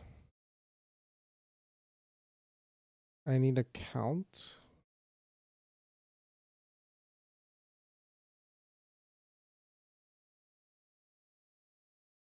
I really need a count. Yeah. Whatever. My triangle is back. Look at it. It's so cute. Tiny triangle, I call him.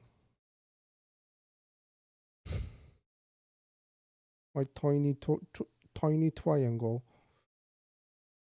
And he can look at me. You see? Whoopee. It looks like it's lagging. It's not. I am updating at 20 FPS. Maybe this has an impact. I don't think so though. I'm just literally running the program at 20 FPS. So I got my tiny triangle. I got it back, and that's a win. Um, but yeah, I need to come back another time and see if I can get everything else working. It was a lot of changes today, and I am not even sure that some of them were the best ones that I could have made. But you know, sometimes you just have to really uh, try something and see how it works. Especially learning something. Like I could read 1,000 things about OpenGL, and by the time I reach page 100, I will have forgotten the first 20 pages. So it's not like I can just read everything online. I like I can't just okay, I'm reading this thing, and then I'm reading the next thing, and like everything is just staying in my head, and then 3 weeks later I'm actually using it in some way. Uh, but this is a nice website. I will definitely be using this going forward. Um, it's also nice that it's like having OpenGL 2, 3, 4, ES. This is not in OpenGL 1, but it is in OpenGL 2. And then I can see that, oh, there's some other things. Immediate mode, GL begin does not exist in 2, probably. Or maybe it's deprecated. Like, I don't know. It has ES. It doesn't have WebGL, but WebGL is based on ES 2.0, I believe. And now WebGL 2.0 is based on 3.0 ES. Yeah. Sometimes you just have to like kind of play around with it to learn.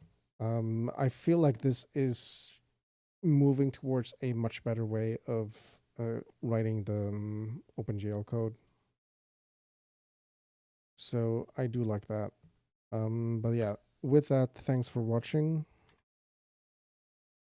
And I will see you tomorrow.